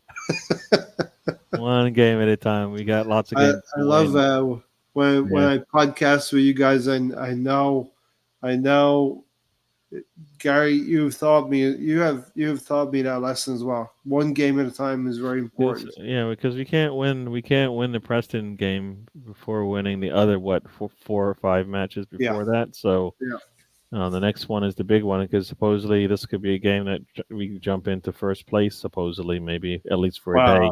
Wow. So you're looking at 3 other teams to have bad days, right? Man City are going to go to Newcastle, and that's going to be difficult for Man City. They could fall there. Liverpool are going to go to Wolverhampton Wanderers, and that could be a tricky tie for them as well. But I do believe Aston Villa will beat Ipswich Town. So you're looking for 3 results. I'll take being in second place after this weekend. This weekend's games. You know what I mean? What is kind of a killer is that last second goal against us at Man City. It moves the table very quickly. That one goal moves the points difference very quickly. But Tony, there's an interlull coming up in October, and we have 3 matches. We have 3 matches before. I know your pressure points, Tony. I'll push and I will press on them. The interlull's coming up. We have 3 games: Leicester in the league at home, PSG at home, and Southampton at home. 2 league games and 1 Champions League game. We're going to wrap it up here in about 5 minutes. But Tony, speak about the 3 games we have coming up. Well, hopefully we build a team to actually compete against PSG, because I think we had a very poor outing by getting the draw. I didn't like that, our first chip-in league game, I think. It's a point. We took a point in Italy. We should have got more. And again, I think you could have used academy kids there again as well, and probably got a better result than what you got out of those guys. Arteta's risk averse. You know this, right? Arsenal could win the quadruple if they just play more of the academy kids. We could win everything. According to Tony. Yeah, but this is exactly what Wenger did. He is risk averse. He would play these young kids in the League Cup. That's how you. Wenger, after how many years as a manager? 20? 15? He did it all the time. He played. He did this when he was in China and when he was in Monaco and in all those other places. You were watching him then? Japan. He wasn't in China. Oh, you know what I meant. So, Tony, you didn't know what he was doing until he got to Arsenal, right? Everybody looks at all these managers and goes, "Oh, when they were in their 20th, 15th, 20th year of managing, they did this and that. Why isn't Arteta doing it?" Well, there's a big difference. He didn't coach that goddamn long, Gary. Oh, he had coached for over a decade, I bet, before he even came to Arsenal. He did. It wasn't. Every manager everybody talks early about 90s had managed for at least a decade before they came to the Premier League, and we're all out, and we keep asking this guy to beat them in half the time and a third of the time. It's ridiculous. Why are we doing that? He was in Japan, Gary. It doesn't matter. It's called experience, Tony. Monaco and Japan. It's called experience. Yeah. Right. He learned a lot about the way his style and what works for him. Right. Yeah, but the point is that he used these guys. He used his experience. Keep saying his experience. Don't say he used these guys. He used his experience that he had for over a decade and used it at a different club. Arteta hasn't even been in a different club yet. He hasn't coached for over 5 years solid yet. But the point is that in these competitions, he used the young players. It's a worthless comment because Arteta is not Wenger. So why do we compare him to play? Because you're finally putting the youngsters out there as well. Here's the thing, Tony. Tony, are we going to win the Carabao Cup by continuing to play that team that we played on Wednesday? If we roll that team out through a 4th round, a quarterfinal, 2 semifinals, and a final, we won't win the League Cup by doing that. We came this close to doing it because one of the times we did do that, the other team also sported a young team instead of sporting all the A Premier League second team is better than what we saw on Wednesday. Okay, and if that so I don't think it's a good comparison. I don't think it's a good comparison because even if you take Leicester and you put their second teamers in and we play that way against them, you saw how they just ran through us, right? Yeah. Listen, right? Here's the thing, goal, right? We want to win the cup at the end of the day. We all want to win a cup at the end of the day. We want to win the league. We want to win everything. You don't do that by playing the young players throughout the whole competition. You let them get you into a position where you're in a quarterfinal or you get to a semifinal. Depending on the quarterfinal draw, let's just assume, no disrespect to Preston North End, we get past them. We're in a quarterfinal against probably a Premier League team. And there's mid-table teams, there's good Premier League teams still in there. You cut your cloth accordingly to try to win the game. And we'll do that in the quarterfinal. We'll try to win the game as well. And hopefully we get to a two-legged semifinal and get to the final and win it. You know what I mean? So, Semi-final, really not two-legged affairs. they are still two-legged affairs. So there we go. I always want to top me, Ray. I'll take a City. I'll take a City final. Yeah, listen. I think we can leave it about there unless you got anything else to talk about. Yeah, Ray, do you have the updated scores for the past week on our weekly? I didn't. I was going to update it when we go offline here. When we end the stream, I'll update it. But Okay, you did receive 9 points, yes. I'm curious to know who the highest person was that done the highest in points. Well, you got the highest points individually. You're one of the people that get the highest points individually. Okay. When I update the score, I think Gary will be leading. I think Gary picked up 3 points. He went for the Crystal Palace game, if I'm not mistaken. But yeah, Gary will be taking over the lead. Alonso will be exchanging his duck egg for 9 points. So that was a good choice, Alonso. Good choice. News of Florian Wirtz being a player that we're looking at for January, but we'll have plenty of time to talk about that in the coming days. I'd like to say I'm live streaming Sunday night, but we'll have to see what happens there. I'll be traveling back on Sunday. Maybe Saturday might be a thing. I know Gary is going to have. Gary's going to probably be having a stream during the Arsenal game. Yeah, there'll be a stream. Yeah. And Ryan's Gary. His own. My show will be. Yeah. We're linked to a striker, yes, Michael. Florian Wirtz, I think Mikel Arteta is very sweet on Florian Wirtz from Bayer Leverkusen, but it's going to be 100 million. It's going to be a high. And strikers nowadays are not cheap. Let's just say that much. So, Tony, anything else to say? Proud of your kids on Wednesday, Tony? Yeah, Ray. Final words, Tony? They went out there and showed why you can play them.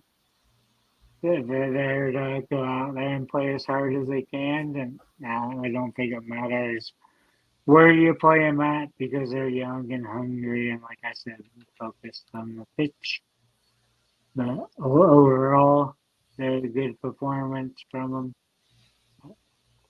I don't care. It's their team. They still played good. I really didn't comment about Sterling, but you can't really comment much about him playing a third tier team because he should be doing better. He should be up for it. But he still has to get minutes under his belt as well. And I know Wirtz is a bench player to Havertz in the German national team, but I think I saw something about the club maybe even looking at January. But January is a little bit difficult. All right, Tony, thanks for being here tonight. Alonso, you jumped in at the end. Any words to take us out of here? I'll give Gary the final word then.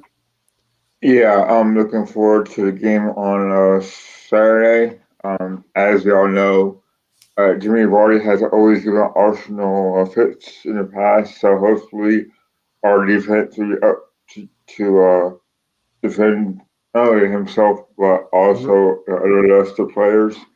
Yeah, I think Sunday, last Sunday was quite a game.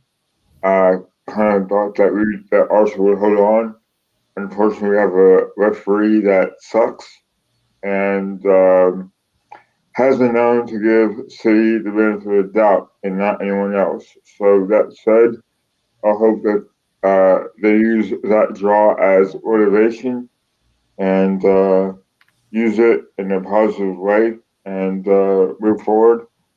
I think we have to take those draws that hopefully will make them stronger as a squad. And very impressed by yesterday's win over Bolton, and can't wait to watch the game and see how they respond on the weekend and also from Wednesday. So lot to look forward to on Saturday. Yeah, listen, it's been a great week. A week that we was 3 away games. We won at Tottenham, the North London derby. We got a draw. It was a useful point at Atlanta. Have to realize Tony was in between a North London derby and a Manchester City game. So both teams were saving their firepower for this last Sunday. We got through it. It was almost a perfect week with beating City, but we didn't quite do it in the end. But still, we laid a marker down, and that team is very much conscious that we're in the fight with them again for a third season, and very happy with Carabao Cup as well. So all in all, things going well for Arsenal. We've navigated a very, very difficult first 5 games we've all looked at through the summer. Aston Villa away, Tottenham away, and Man City away. 7 points from 9. And unfortunately, we dropped points against Brighton. We did beat Wolves on the opening day. So now we can spread our wings a little bit with an easier schedule ahead. With that being said, I want to thank Tony, Alonso, and Gary and Stan for being here as well. Really, I missed all of you over the weekend, and it was good to talk. I'll give Gary the final words, and we'll be out of here. Thanks. Yep. Gary. Yep. As you said, Sunday started a little. It started out fun and it got hectic, and then we got let down. Then after that, we kind of settled ourselves down and did some work. Now it's time to, as you say, get back into the winning ways in the league. Put a little bit of more pressure on the teams we're playing. We should be able to do that from here until we play Liverpool. So So hopefully that's how it should play out, and we should hopefully hear about some players getting healthier and getting ready to get back into the fold. So we'll see if that plays out as well. Otherwise, we've got some young kids that maybe need some minutes. Should be maybe part of the squad, and they get their time as well. So we'll see how that all plays out. And hopefully Raya is available, but I think Neto can handle himself at least for a week if needed, because we're going to have our players in front of him. They're going to be able to do the work, so we should be okay there. So once again, we're going to lean on our defense. I would like our offense to kick up, and maybe we could see something. We'll see how it all plays out. So yeah, let's do this. Let's come on, you Gunners. Let's get it. Yeah. Just keep one game at a time. Just get another get another win in a row, and let's go. Yeah, I enjoyed this one tonight, guys. So I'll see you at the weekend, hopefully with 3 points from the Arsenal. Tony, I think I won our bout. I'm out. Yeah.